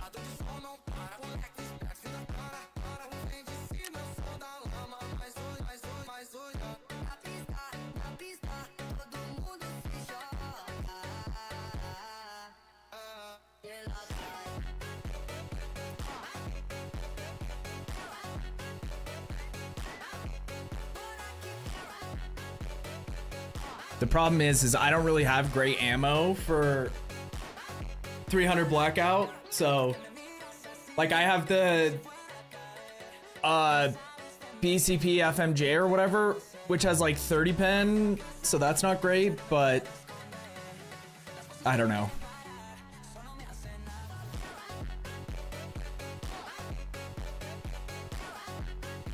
Like I have no idea what I'm gonna be running into, because I've never played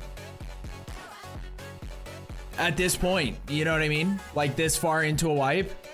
And with like things being more accessible now, how that's gonna change. Like, is everyone just gonna be running around with level 5 and 6 plates and, you know, like, I guess like the one thing I will say in this game too, that it seems like an unnatural amount that you get shot in the face in ABI, because like it happens occasionally on this game, but I don't feel like when I get in gunfights I die 95% of the time to getting shot in the face. And like face masks aren't as important in this game as they are, like they're not as accessible in this game, first of all, but even then they're like, it's not like a giant priority like it is on ABI. But on ABI, it feels like I die to face shots. Like, if I don't have a level 5 face shield, it's almost a guarantee I'm gonna die to a face shot. But I guess it's also different because with the way that the effective range works on ABI, a lot of your engagements are a lot closer range. Whereas in this game, like I don't think there's a damage drop off with like bullets.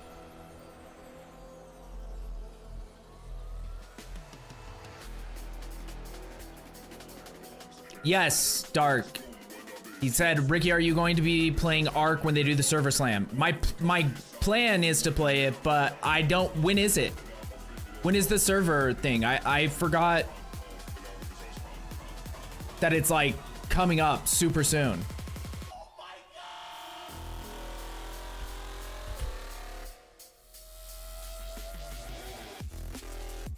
And then when does the game actually release?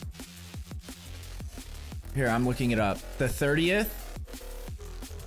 For some reason in my head, I had those numbers confused because I thought it was releasing on the 19th. And I thought the server slam was like this week to get ready for release.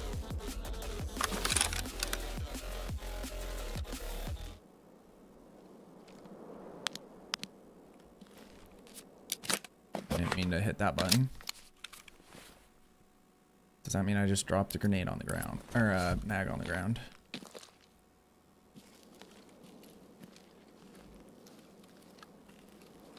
Well, if I did, it probably is gone. I think I had 3 mags. God damn it.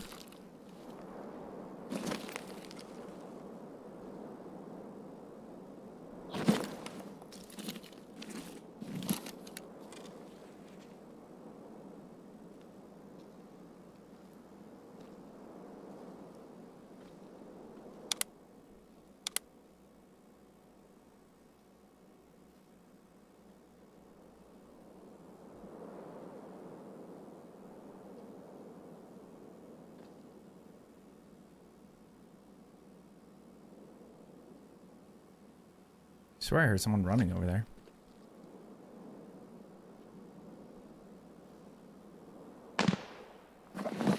Dude, I need to stop doing that. Yeah, I'm not, to be completely honest with you, I'm not planning on getting Battlefield 6 either. Like, I'll see what, like, the Battle Royale looks like. I don't know if they plan on releasing the Battle Royale at the same time as the main game. I'm assuming they will. But I'm also assuming you probably have to buy the main game to play the Battle Royale.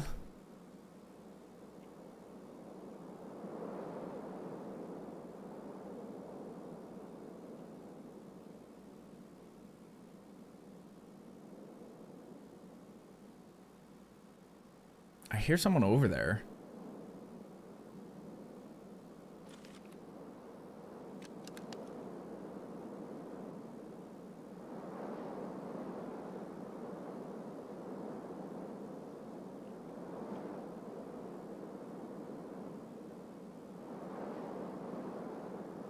I just don't know. I don't think they can get through that. I'm actually not sure on this side.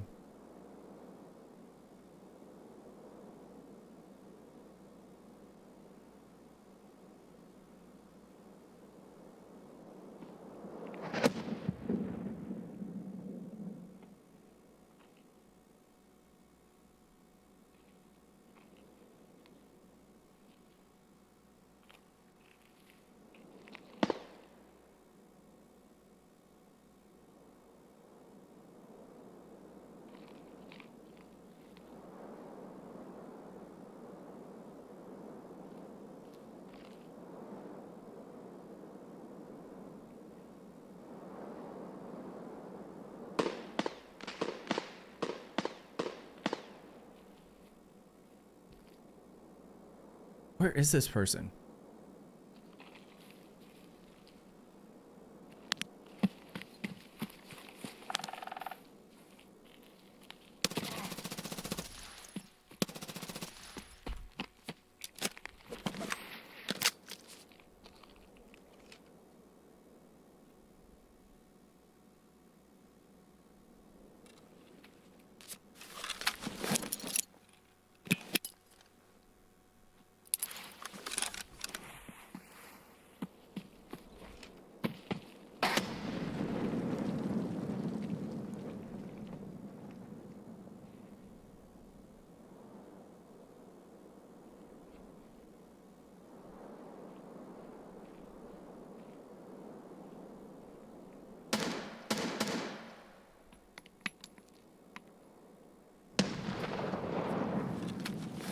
I don't even know where I am. That was sounding close. Oh, that was close.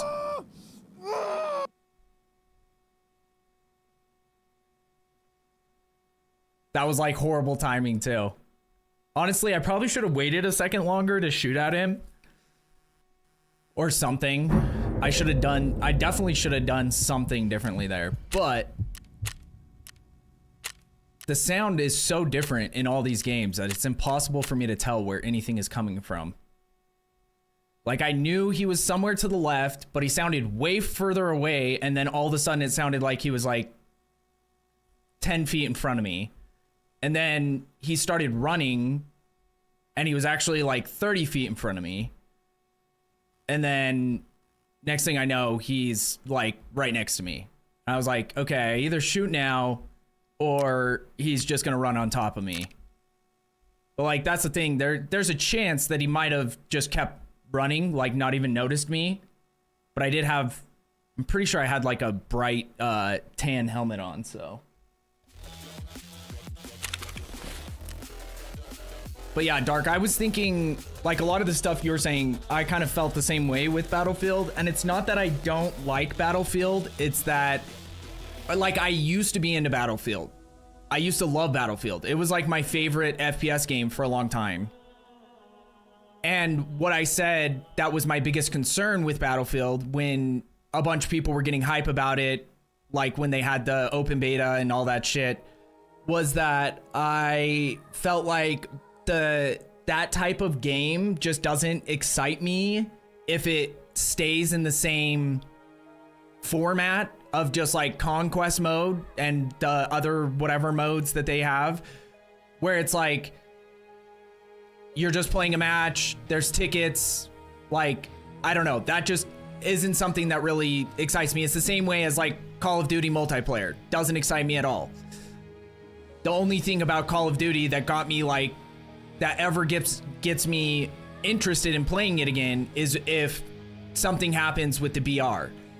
Because like BR is still, even though I don't play BR games often at all anymore. What's up, Uppercase? How are you doing tonight, brother? But yeah, even though I don't play BRs much anymore, it's still a more interesting concept to me than just like team deathmatch or conquest or whatever. And that goes for like, so when they announced that they were gonna have a BR with Battlefield 6, I was like, okay, that actually might be interesting. But if I have to buy the game to play the VR, I probably will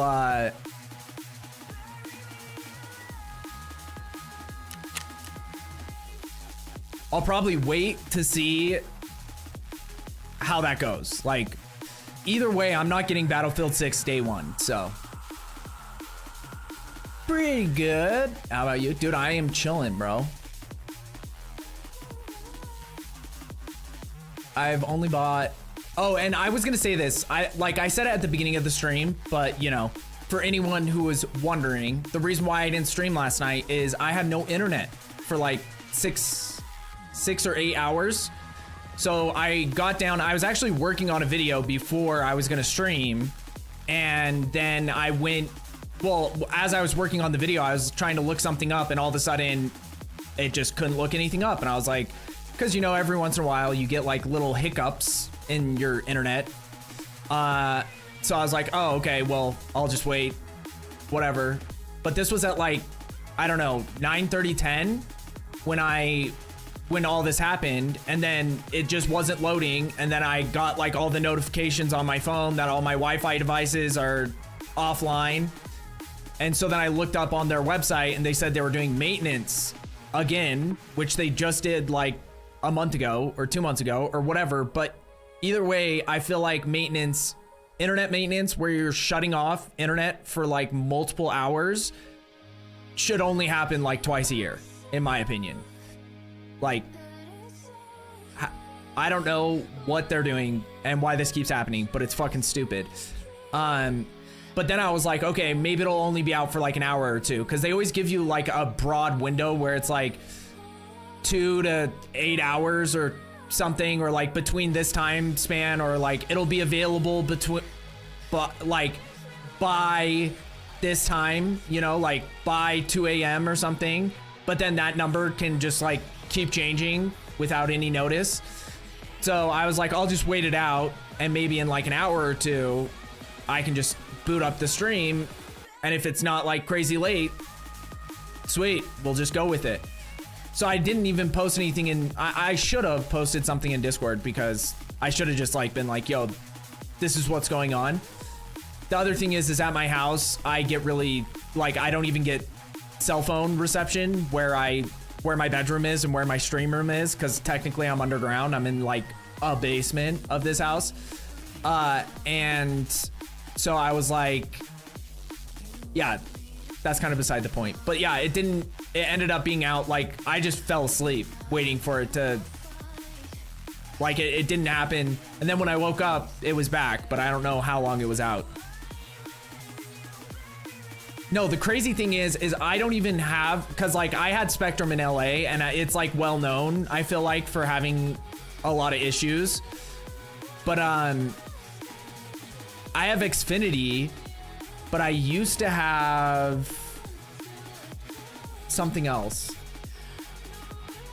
But it's like, dude, I think ISPs is one of the biggest like scams in America because somehow they all, like, if you're in a certain area, there's just a monopoly where like there's just certain ISPs that you like, there's only like one ISP that has high-speed internet in your area in like almost everywhere that I've lived. And I don't know if this has changed over the last, I don't know, 5 years. Like when I was in LA, you would think in LA there'd be 30 companies because there's so many people there.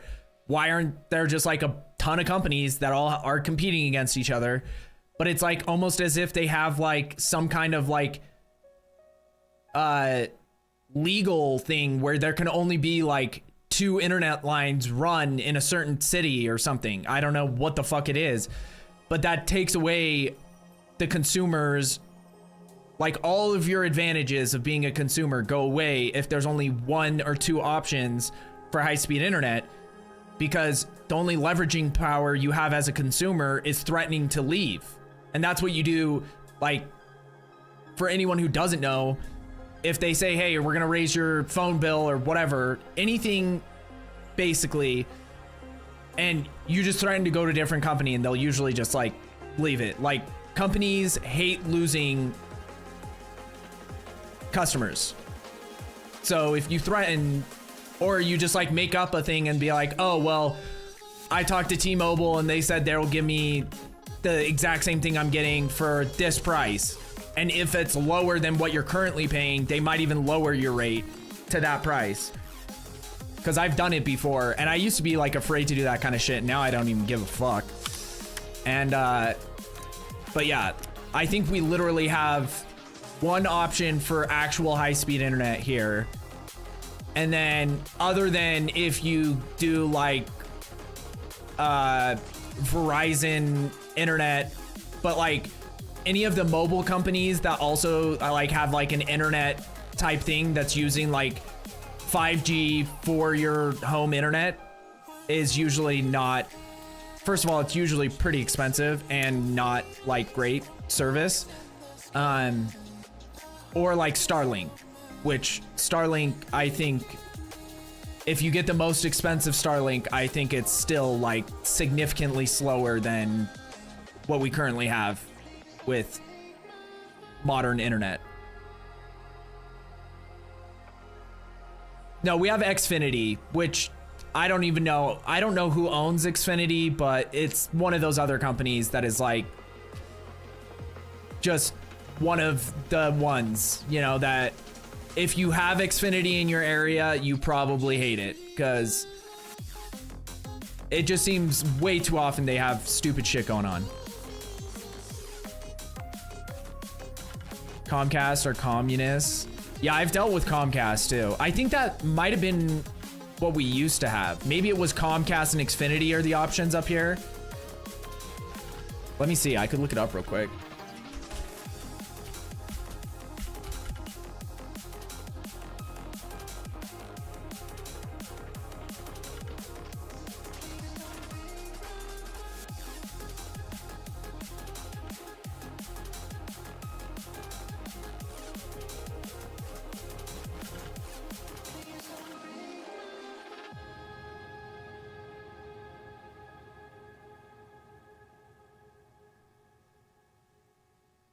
So we have, it says we only have Xfinity up here.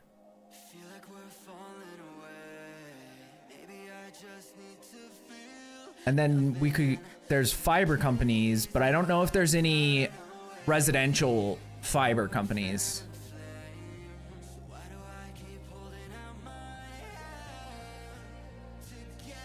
Because I think they tried to run, they were trying to do residential fiber, and then like a bunch of Karens that have only lived in this valley for like 10 years started complaining because they were gonna have to put up like those big telephone lines to run the fiber or something. It had something to do with telephone lines. And those like big telephone towers or whatever, what the fuck do you call those? Just the towers that carry the lines. Usually telephone lines, but I guess apparently sometimes internet as well. and they freaked out and like had made a big deal about it, and so the company decided it wasn't worth the fight, and they just stopped running residential fiber here, or like nixed the plan. And I thought that was retarded,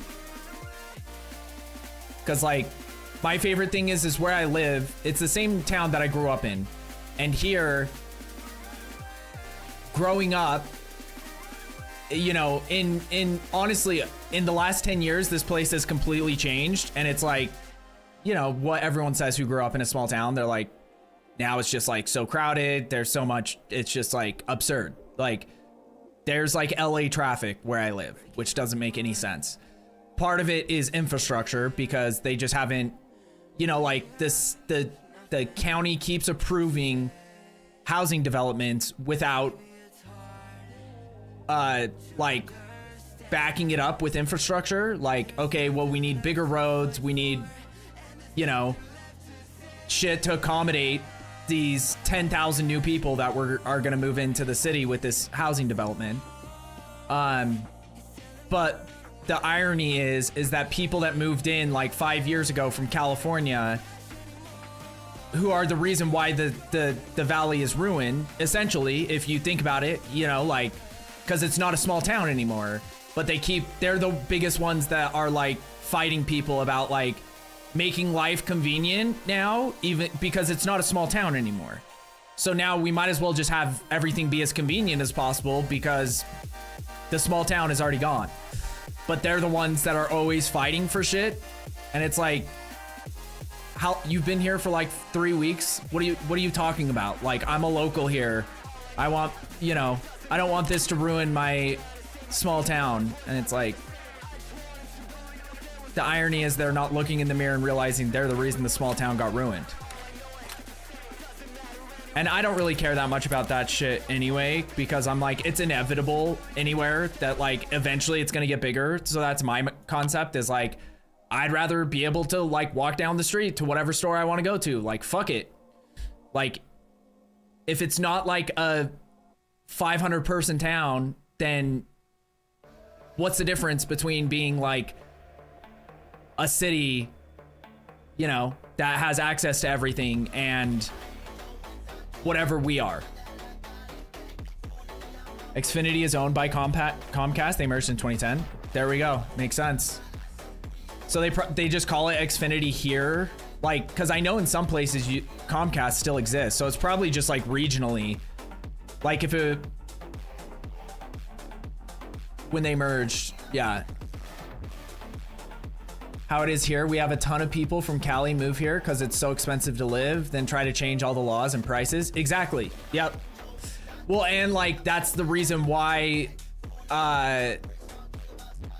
cost of living in where I live now is more expensive, or not, maybe not more expensive. Like, I haven't looked at prices in where I used to live in LA anymore, or recently, but like rent here is almost the same as what I was paying when I was living in North Hollywood, which, like, you know, North Hollywood, Hollywood, Burbank, Glendale are all like pretty well known for being like some of the most expensive places in LA to live.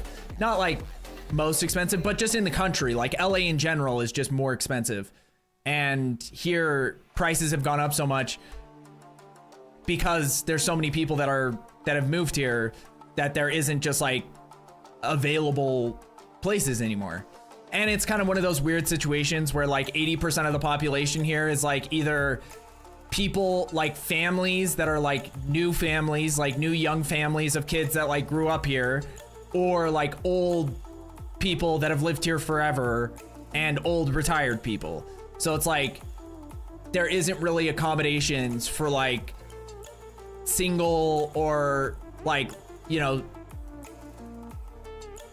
because like a lot of the kids I grew up with, their families like owned farmland here and like they you know, they grew up here. Their family, like their great grandpa settled this valley with other people, and so like then they sold all the farmland, and so they all either became like trust fund kids, or their parents just like were like, oh, here's a house, here's land, and here's a house. You get what I mean? So it was like there was a lot of that, and then yeah, there's just not a lot of like I don't even know what you call it, but just like rentable areas. Like it's either people who own houses, and it's just crazy here. I'm a native Californian and I fucking hate it here. Dude, I actually loved LA, to be honest. But like I don't think I would love it anymore. I don't know, because like I'm fine never talking to people, and I think that's a big reason why a lot of people don't like LA, is like because of like a lot of the policy, and just like there's a lot of dumb people there that are very opinionated. And then like traffic, but like the traffic didn't really bother me at all for some reason, and I'm fine like not talking to people, or like just like nodding, you know, just being like, okay, yeah. Cause like even before, cause like definitely my leanings have changed a little bit, have shifted a bit over the last, since COVID, and that's when I moved from LA. But even then, like I was there, I remember like Trump getting elected and being in LA, and like I had coworkers that were like calling out from work, and like people were like crying. Like I remember coming to work and people were just like crying. And I was like, dude, and I'm not gonna get political here, or super political, it's already kind of political, but like I was just like, I promise it's not that big a deal. Like it, especially if you look back at that first term, that was like nothing, you know what I mean? Like he didn't really do shit, but it was just like, it was such a funny thing to see people so like, they let it like ruin their lives. And I was like, this doesn't matter, dude. Shit never changes, only the people who are in charge. Exactly. And that's how I felt too, is I've just like, honestly, the only thing that ever got me even like more interested in that shit, because I never cared the majority of my life, was when I started to notice that my life was actually changing. I was like, wait, I can't afford anything, and how, and like COVID is a big part of that, so I don't give it all, you know, like COVID really, in the grand scheme of things, the whole thing that happened with COVID, politics aside, it happened, and I think it ruined a lot of things, like permanently. Like it changed how consumers interact with products. It changed, like, you know, so many things. How people interact with each other. It made everything like politically, everything has been way more insane and divisive and violent than it was before that. Like, I don't even know how so many things got bad because of COVID. Like, I can't figure it out in my head how it happened so fast. But I guess it just goes to show how like fast those things, how fast everything can just like turn to shit. Okay, I'm gonna be honest, I'm not locked in enough to play Tarkov right now. I will say the changes do feel good, but like I don't know, I just like, it's hard for me because I feel like I have to be hyper locked in, and on top of that, one of the reasons why I stopped playing Tarkov as much is because I hate playing these games solo, because I don't want to just be ratty. Like even that map that I played and I died, I don't want to play like that. Like, and I don't have the confidence in any of these games, honestly, yet, to just like not play like that when I'm playing solo. There's a big difference between LA and North Hollywood. Wait, what do you mean by that? Like LA is ginormous. So yeah. But like North Hollywood and Hollywood, because like North Hollywood is right next to Burbank.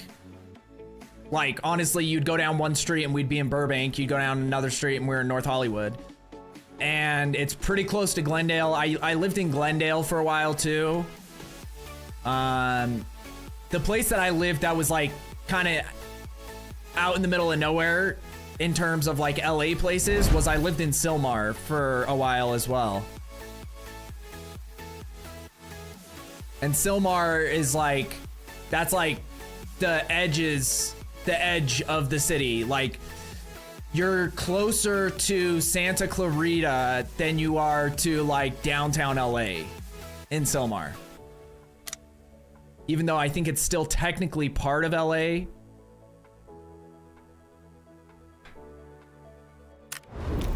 Okay, let me change my game on Twitch.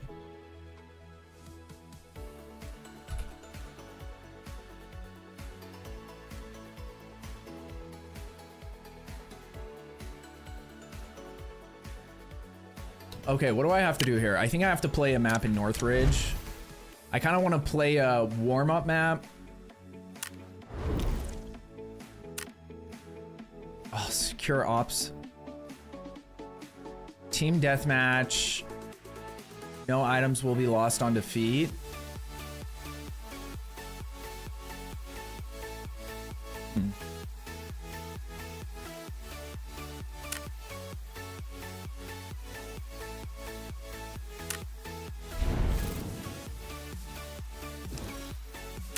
I'm just gonna go into one of these with a quick kit.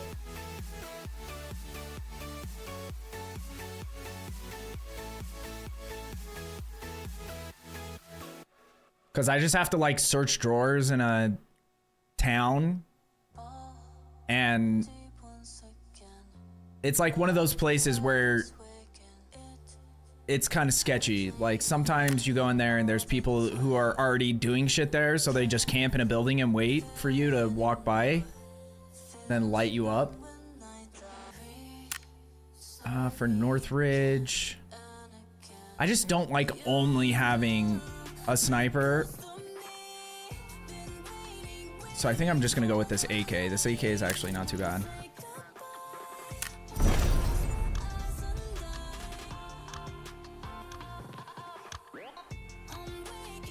Yeah, no, I know LA is its own city as well, but I mean, yeah, like, I think most people, when they talk about LA, they're talking about the general area, like LA County, because like LA City, like downtown LA is just like,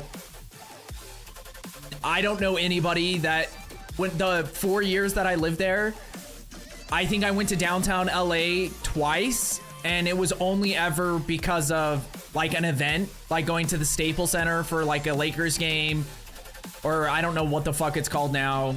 And then like going to a concert maybe, but like nobody that I knew lived in downtown LA or spent time in downtown LA, because that place is, that is like, yeah, that's like where like, what is that place called that's like well known as like one of the like poorest parts of the country, but also one of the most dangerous parts of the country? I can't think of the name off the top of my head.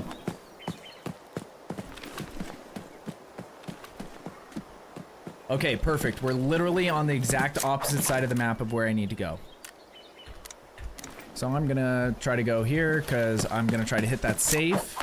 And then I have a key for this area too, but this is probably the area where I have, on this map at least, died the most.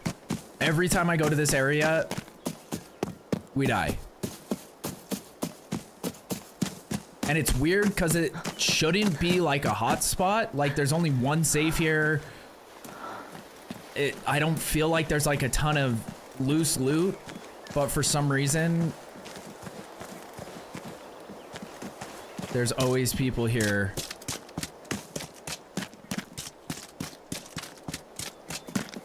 Oh.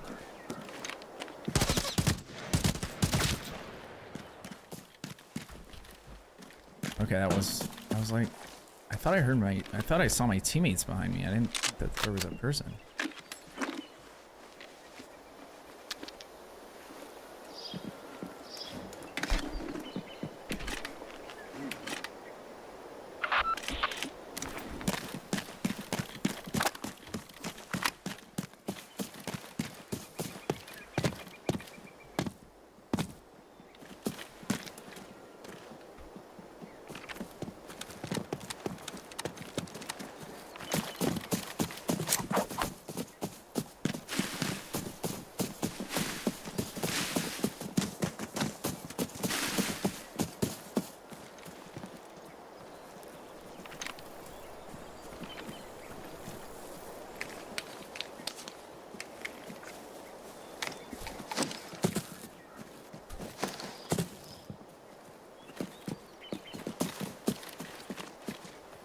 Definitely heard something.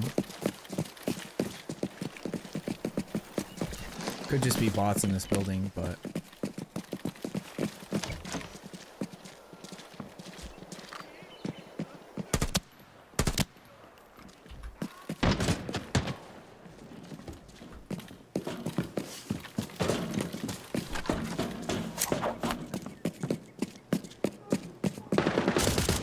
God damn it.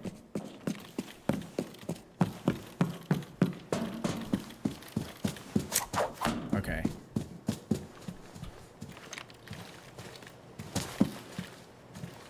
He didn't hit the safe. As long as he didn't hit the safe, I was like, there's nothing worse than being the person leading your team to an area just for one of your teammates to run past while you're trying to be safe and secure. They just run past to get the safe that you marked.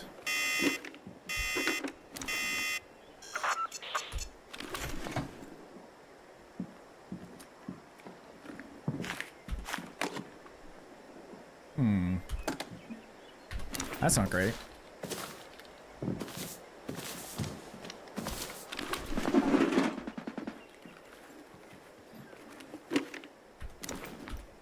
Honestly, that's what sucks is I feel like in lockdown mode, like I feel like the only way you ever find red items really is in forbidden mode, and forbidden mode is such a sweat fest that it's just like hard to be motivated to go into forbidden mode. Okay, where's the office to this place? I don't know where my key works to.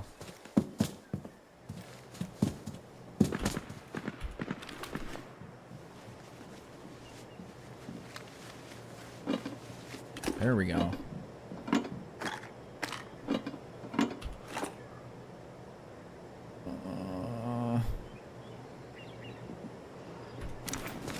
Need a better rig. Oh, I didn't even search. I didn't realize how much shit is up here to search. It's not a place that you want to walk at night, whereas North Hollywood, you would be less likely to encounter hostiles. In LA downtown. Oh, you live in downtown LA? Yeah, no, like so when I lived in North Hollywood, because I lived there right at during the transitionary era, where, because like, you know how people say places get like gentrified and stuff. So like I was like, get the fuck out of here. There when North Hollywood was not fully like that yet, but was getting there. Oh, he opened this room. That's why. Okay, he must have found a red. That fucking sucks. Because that room's clearly better than the fucking safe I went to. It's so annoying.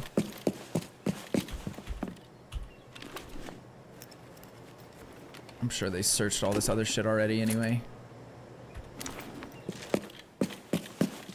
But yeah, so when I lived in North Hollywood, there was still like, you know, there was still crime and shit, but it wasn't like it wasn't as bad as it used to be, because North Hollywood apparently used to be one of like the sketchiest places in LA.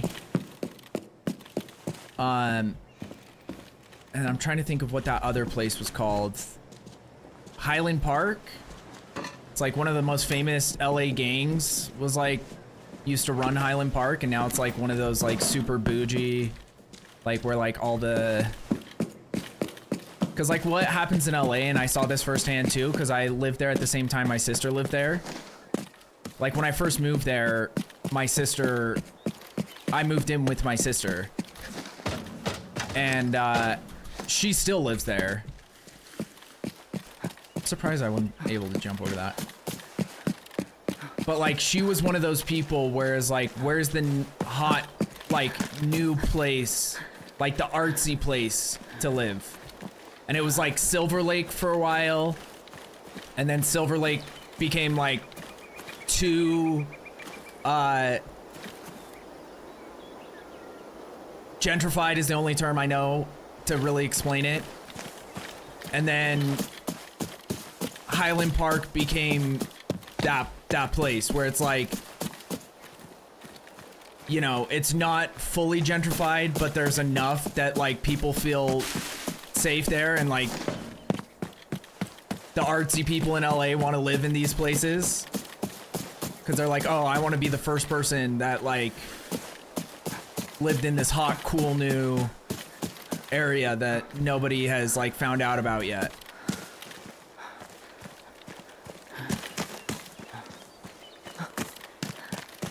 I just saw that a lot where like a bunch of people would started talking about like, yeah, I'm moving to Highland Park. And then like all these new like fucking, what do they call those? So you have the lifeboats, you're gonna have something to the back door within the cable. That's where they go. What are those things called?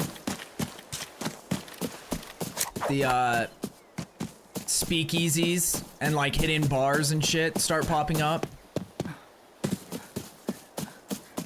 Cause those used to be like the shit back then. Cause it was like when it was still like a newer concept.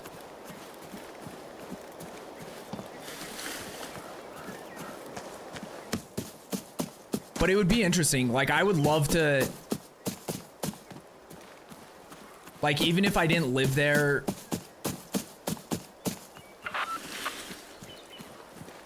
like I would, it would be awesome to go and like spend a month there. To go like live at a friend's house for like a month and just see how things are there now.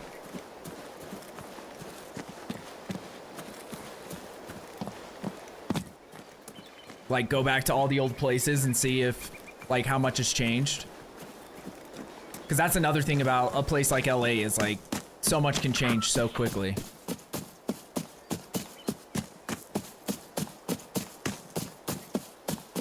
Downtown you'll see the guardian angels walking the streets. Isn't that like the goofy, like protect our neighborhood people? I've got 4K only for cable. Oh fuck. Maybe I get rid of one of those.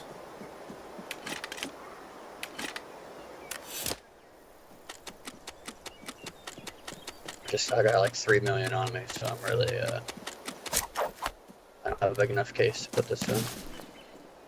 I'm busting it. I do not have any cash for cable. I apologize. I'm not gonna lie, I turned around, but I'm gonna go back.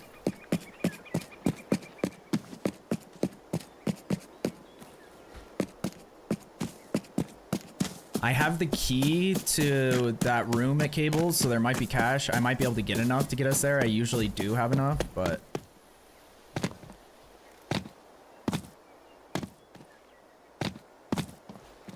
I don't know if they can hear me, because my settings keep getting switched. There we go.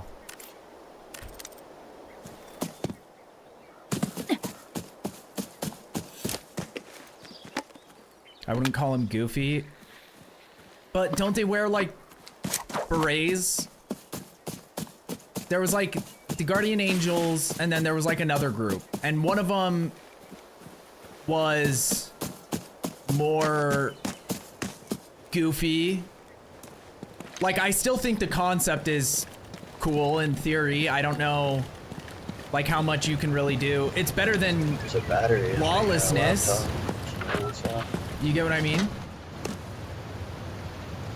It's definitely better than lawlessness, but I would hate to be trying to do that in a place like LA where everyone sues everyone and like criminals are always the victims in court and shit.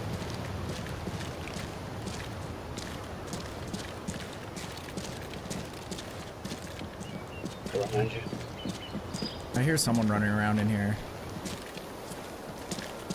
Fuck.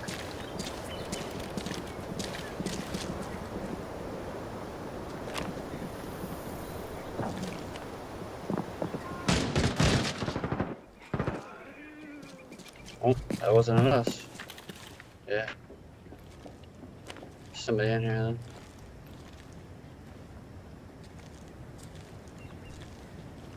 Yeah, he went in this room in here, the locked room. Alright.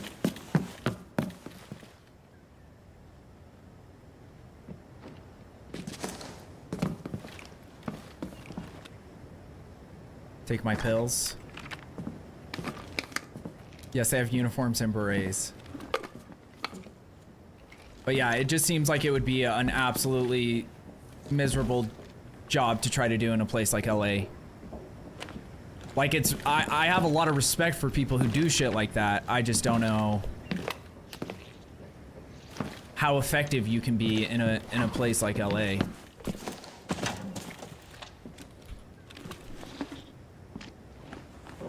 Dude, I don't know how. This is the first time ever I've gone on this map and I have 2 separate keys for different rooms in this map. Is this him right here on the stairs? There's him right here on the stairs, I think. Unless that's this guy. He's sitting right here, right in front of me. Sounds good. Oh, yep. What the fuck is he talking about? Jesus Christ. What an idiot.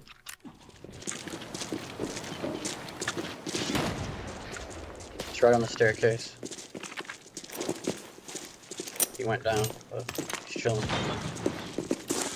I don't know, maybe I just misunderstood how he was phrasing that, but to me it sounded like he was like, oh, this is him, like, oh, he's dead. What the fuck was that? You were looking right at him.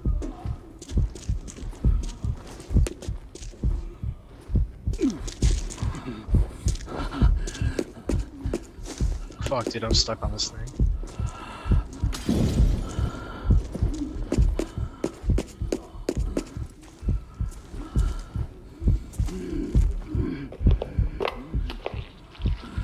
I ran straight into that guy and died. So I'm not, like, I should have been more cautious. I did not understand what he was saying. And I just ran in there stupid. So that's why I died. But I was gonna say, if this guy wipes our whole team, like, what the fuck is going on? Thanks.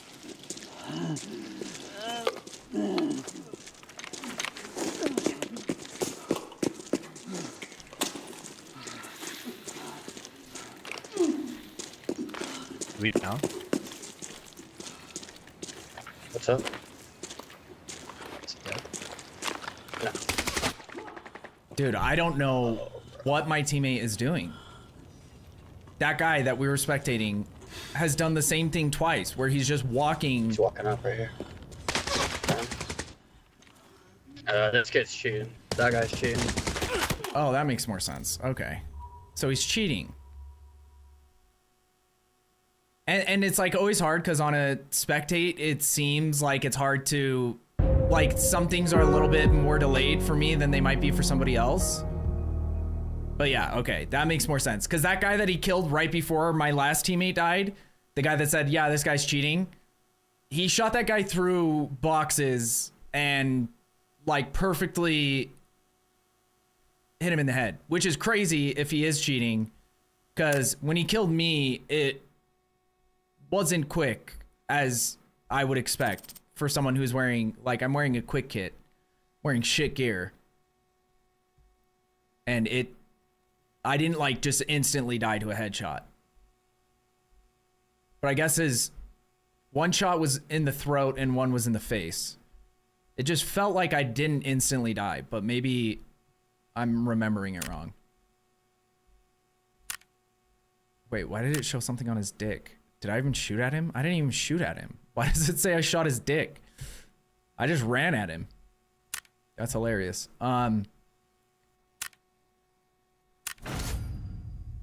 It'd be interesting watching the kill cam to see if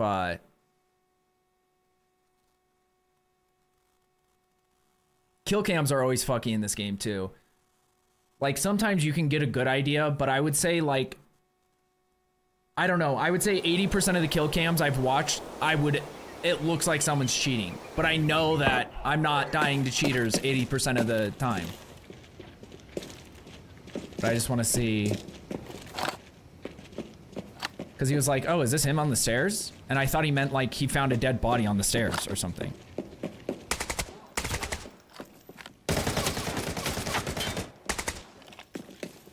See, that's like impossible to tell for me.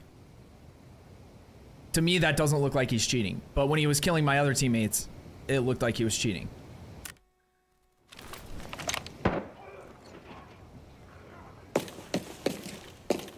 It is weird to have the confidence to just sit here like this, though. Like, to be holding this peak, not... Like, there's like 4 different angles our teammates could peek him from. But he knew that he didn't have to worry about it. And he could just come and hold this angle. And then the way he peeked out one guy on the stairs... The first time, my teammate just wasn't even looking in his direction at all. Like, he was looking right at him. But that second time, he didn't peek him till the moment he started to, like, turn to go away. Because, like, he peeked and he was ADSing, and then he, like, stopped ADSing and went to turn, and then that's when the guy peeked and insta-killed him.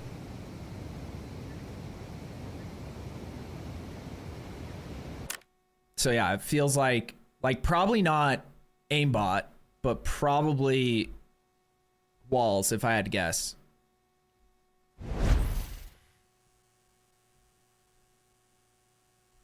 Why do these have markers on them? Did they add new? Oh, I guess we saw this at the beginning. They added a katana? That's kind of sick. How do I get tickets for it? Is there an event to give me tickets so I can try to get something for free, even though if I do get tickets for this and I try to get something, it's either going to give me this stupid badge or this stupid charm. Because that's what's happened. Like on this trauma team one, I think I got 2 draws from it. Maybe only 1. And I got a rare item, but it's literally like... There's 3 items on here that, yeah, 3 that I don't care about. It's that, that, and this. And that's what I got. But the other crazy thing is I don't know how these work. But this can't be right, right? Because like, so 100 of these is for $1. So there's no way this is $82 to get this whole setup, right? Like there's got to be a way to...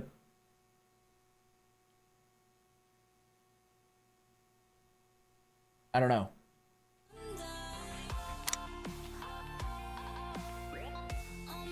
Because to buy all the tickets to guarantee that you get everything, if I'm not mistaken...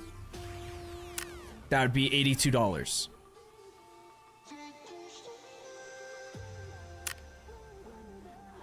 Right? Because 10,000 is 100. So yeah.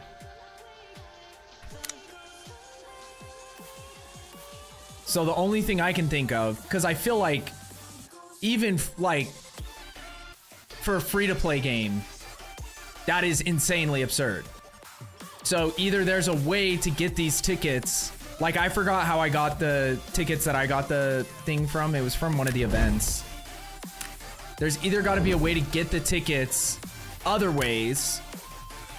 So if you want to, like, unlock everything quickly, it's going to cost a lot, which, you know, I still don't agree with it being $82, but that could be a thing. And the only other thing I can think of is that there's another way to buy the tickets at a different value. Like if you buy, you can buy like 300 tickets for a discount or something. I don't know.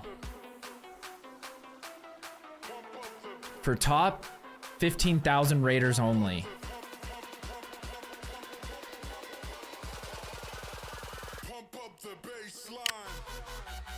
This one is still driving me nuts because it keeps saying that I have something here even though I've completed the entire event, and I don't know why it won't go away. I don't know how to make it go away, because like with this one I could earn all the tickets to get everything just through this system, but with that one it's the Cyberpunk one. Oh, because this used to be the trauma one. Okay, so we do get one pull at that new one.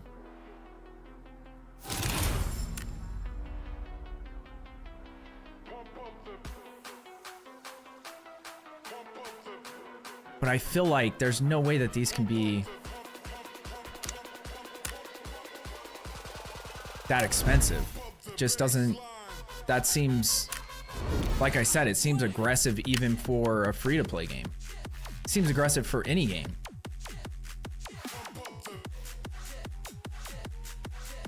Because like I want to see how much this one would cost to.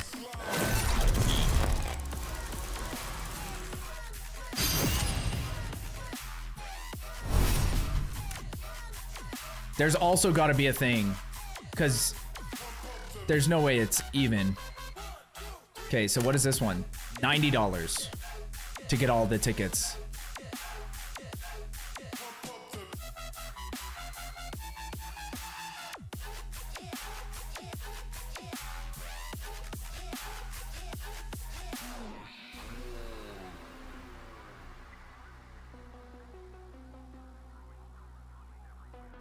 I'm so confused by this.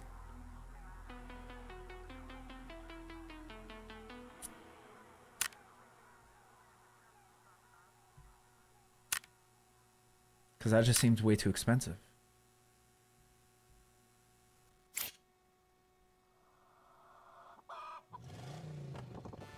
And I literally got the worst thing, like I said, was going to happen. Your feedback are very important to us.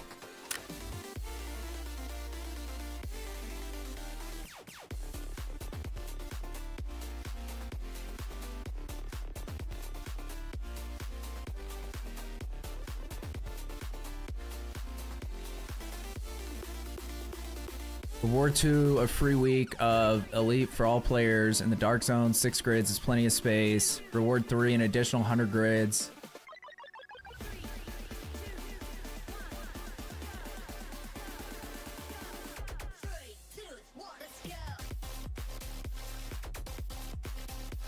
Oh shit. So they just give you a bunch of free shit if you log into the game right now.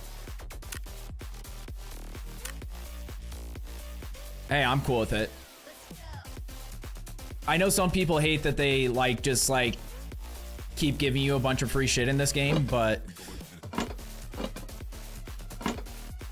I don't really care. Because like I said, it doesn't affect the high tier players at all. It only helps like newer / casual players. Because like there's people that already have 500 million. I saw a guy that was like road to 1 billion. So it's like I'm never catching up to that guy. And 3 million to him is meaningless. But 3 million to me just, that was like, it boosted my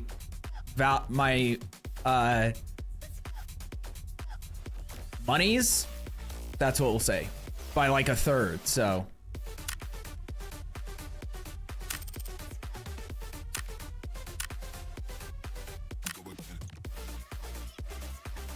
when I was playing Farlight 84, it was a good $50 or more to have a shot at like 70% of the items in a spot. Yeah, I've just never seen it be that expensive. Cause like, I get that the concept is, oh, here's the other thing too. I don't know if this is how it works, but I remember on Delta Force, that's how it works. If you get the top prize, it unlocks all the previous rewards. So that would justify the cost. So you can buy everything guarantee that you get all the items for this amount, or you can keep buying chances to draw for it. And if you get that top reward, then you unlock everything else and you don't have to do it again. I don't know if that's how it works in this game, but that would make it make more sense.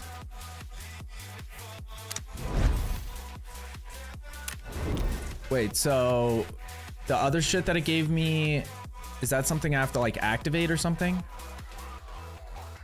Because it said 30-day, oh, they probably go in here. 30-day storage, sweet. Premium for 7 days. I don't know if I want that, because then I'll get used to it.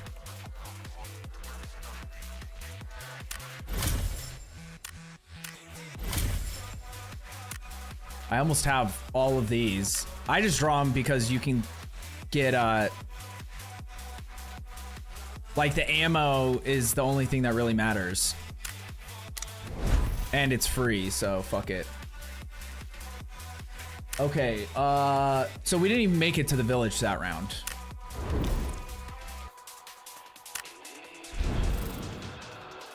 Let's try a farm raid.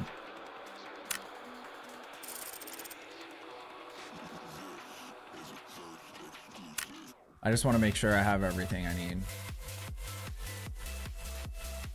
Yeah, I think we're good.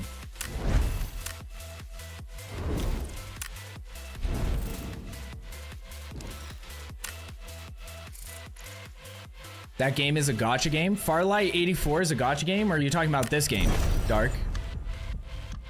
Yeah, in gacha games, there's like, yeah, the costs in gacha games. I literally spent...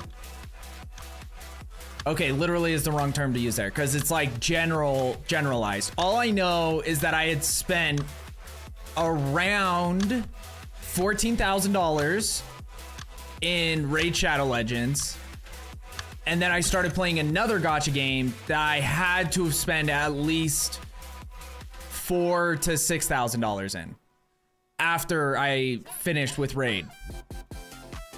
So overall, I probably spent 20,000 in gacha games for nothing. And the funny thing is that I don't regret it at all, because like it was like a real weird time in my life and I had no like joys, anything I could do that I enjoyed, and I had no way to spend any disposable income at all. So the only thing I was doing that was like my treat to myself was playing this gacha game. And I never spent, like, I still paid all my shit, you know what I mean? I was never like, I never went in debt for it, which was good, but I did spend way more money. Like, it's one of those things that those games get you where you never realize how much you've spent until it's like too late.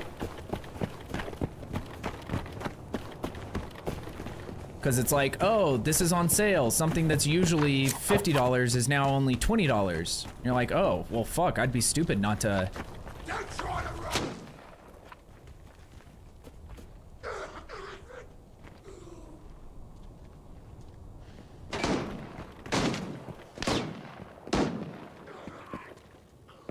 Is that a bot doing that?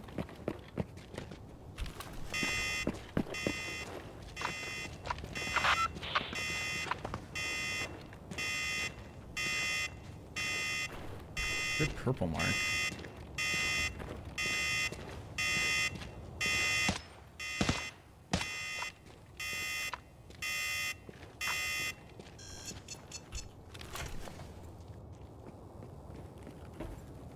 Give me something good, baby.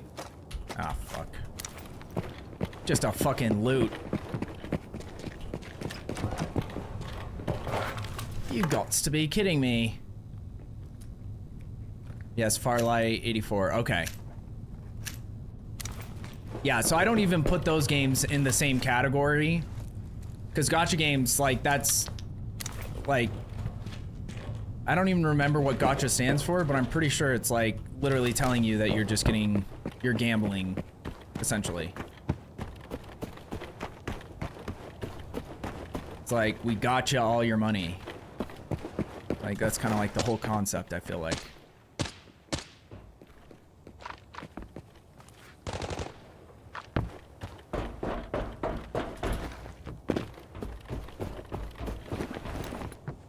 I think someone was shooting at our teammate. Or was that our teammate shooting?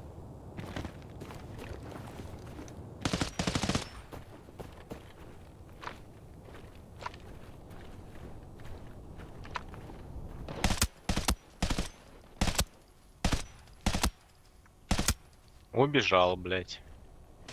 I agree.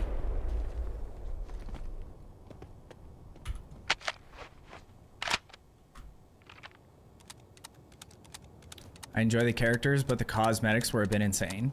Well, and that was the thing with Raid, is it was one thing to just have like the characters and all that shit, but then they started adding like cosmetics for characters and started adding these new mechanics for like getting super characters that didn't exist before. And I was like, okay, you guys are pushing the envelope a little too far now. Like, let me just... Like, I was fine the way it was set up before, but then it just starts increasing, like, power creep and all that shit. Fuck. Dude, how does everyone have keys to every room that I want to go in? Both games now.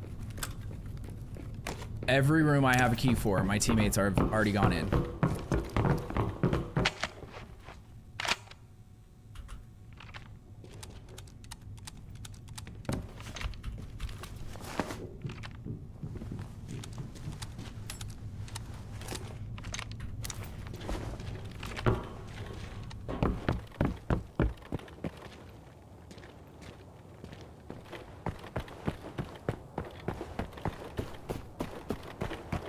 Purple seems to be going hard over... Is he at stables or is he at motel?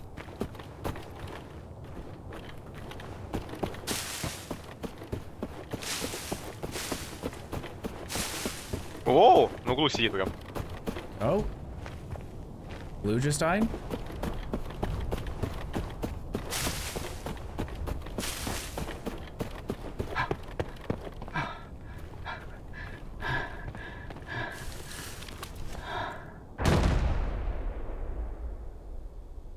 Oh, fuck, I lost my pills, my painkillers last match. Forgot I had them in my secure container. Oh my god, help me, help me, help me. Please help me. I am so far away from you.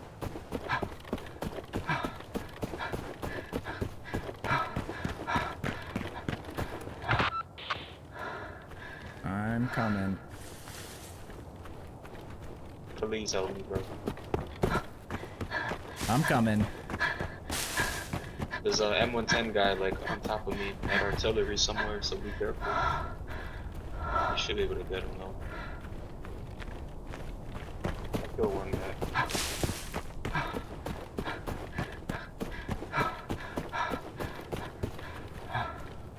Suck his fucking face off!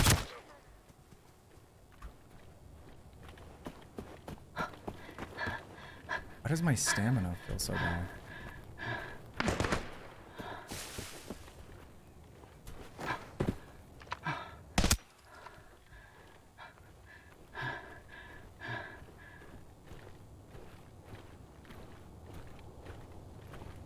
don't see anyone. Where on top of you? I think he moved now. Towards recycling. Okay. Probably towards the recycling station, yeah. Just keep an eye out for a crack. You know. Crack in the wall up there. I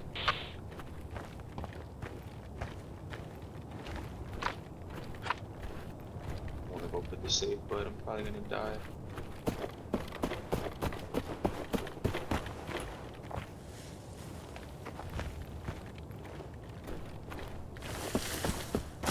I need to get up to these sandbags.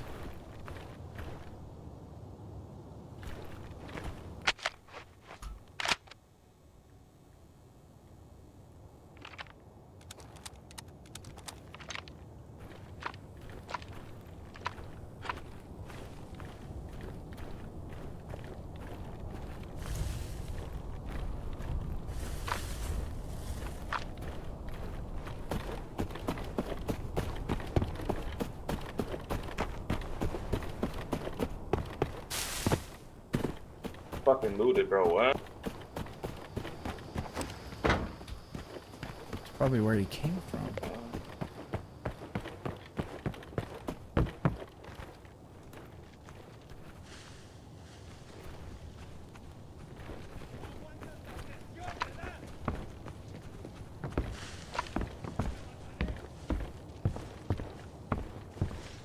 Are these all bots?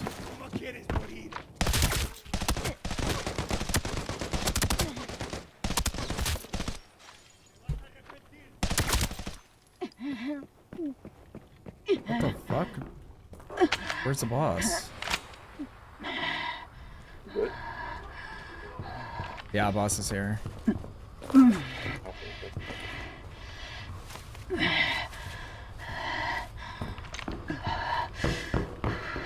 don't know where he is.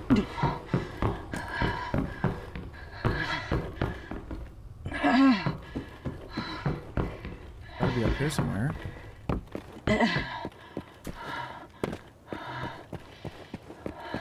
Why was all of his guards down there? But he's not? There he is. I think M110 went to small hole. Okay. This one button.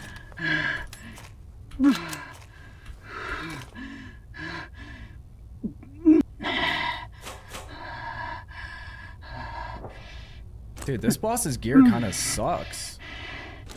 No, he's still near. You heard that? I couldn't hear that in here.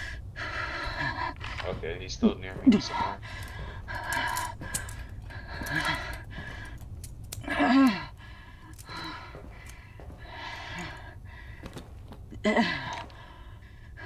Yeah, his guards actually kind of fucked me up a little bit because they were all together.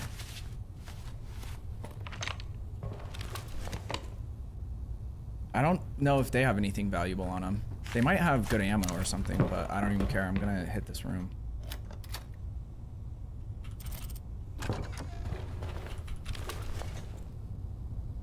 I feel bad for my teammate because, like, I don't want him to die, but I finally am able to access rooms that, locked rooms that might actually have decent stuff. We didn't really do great so far, but for a key that costs 4 million, you kind of have to. I've already got 1 red from this key, so I just need like to extract with all this shit and hit 1 more red to pay for it, kind of, because what did we get so far? 20, 40, 60, 85. So yeah, it's gonna take a lot to. That's what's so crazy about reds, though. Oh, and someone already hit this room. That's weird. Dude, seriously? Stop moving. Oh my god, you're the worst.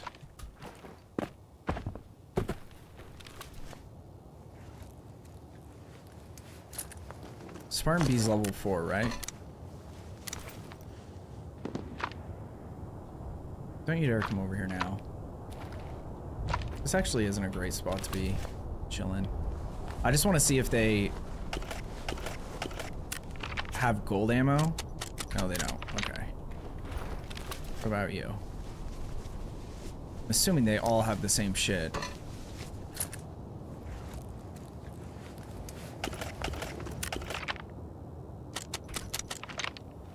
Yeah. Okay. None of this is valuable. That was a bad shot. Oh, someone just scanned me. Someone just scanned over here.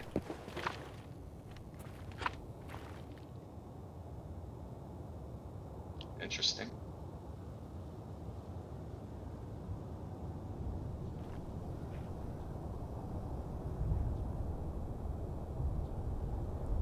They are at, I think, like 310 coming down from that hillside area.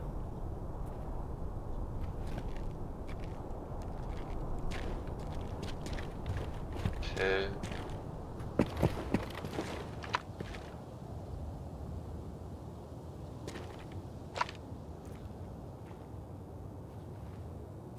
That's the thing, they might not even come though, since they scan. Might be pussy.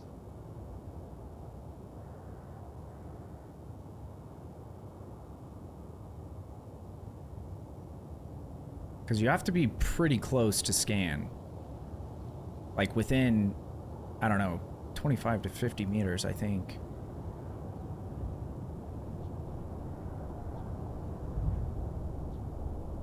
But I haven't seen a single person. The only sign I even saw in this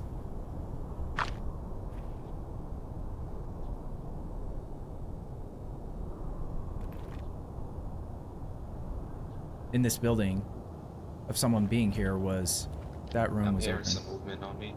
Could be a scab though.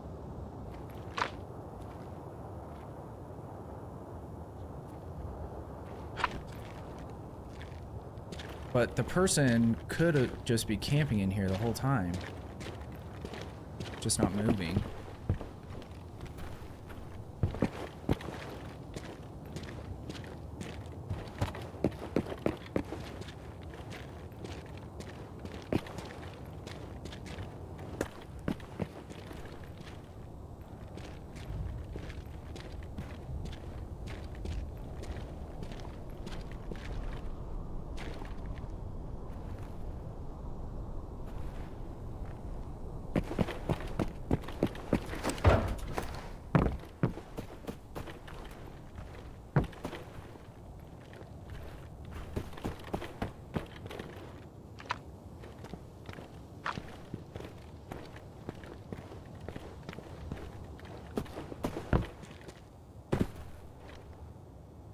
I'm gonna be a sneaky boy for a second.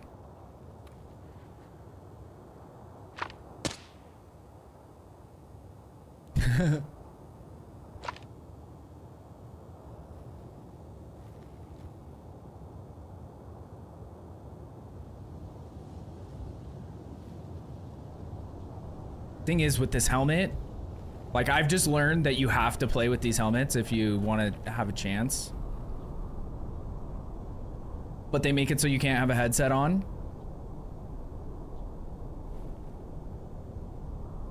So like my hearing sucks ass. And like in theory the way you're supposed to play with these helmets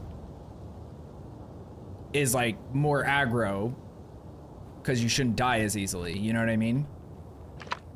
My problem is that I like to play kind of like more gather knowledge and then react versus run in and start spraying.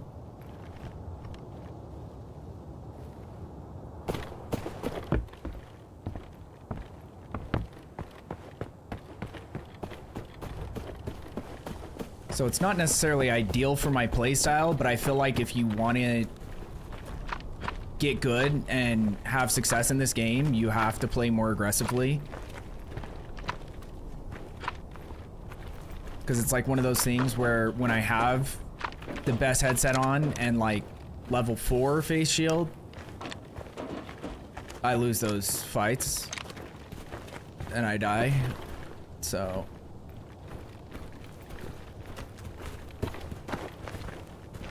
okay, I don't know where that person is, but I say we just extract. Did you go up to small hall?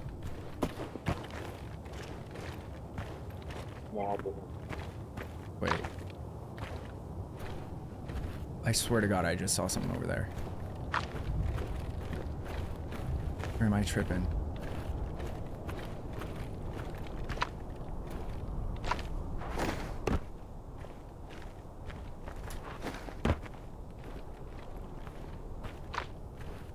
I could be tripping. It could have been the back of that truck.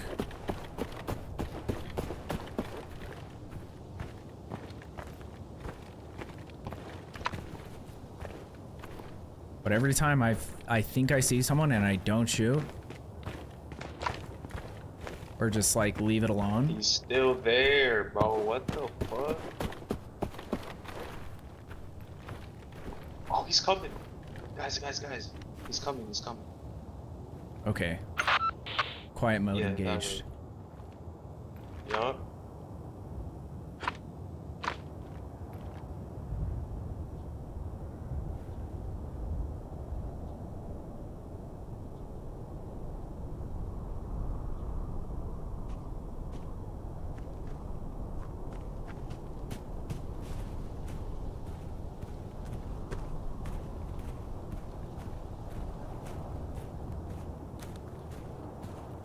I do not see shit.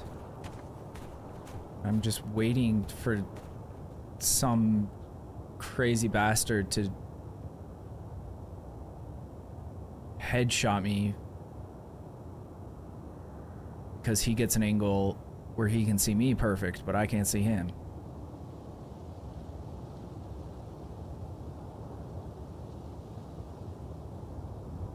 Dude, I don't know what Pink is talking about.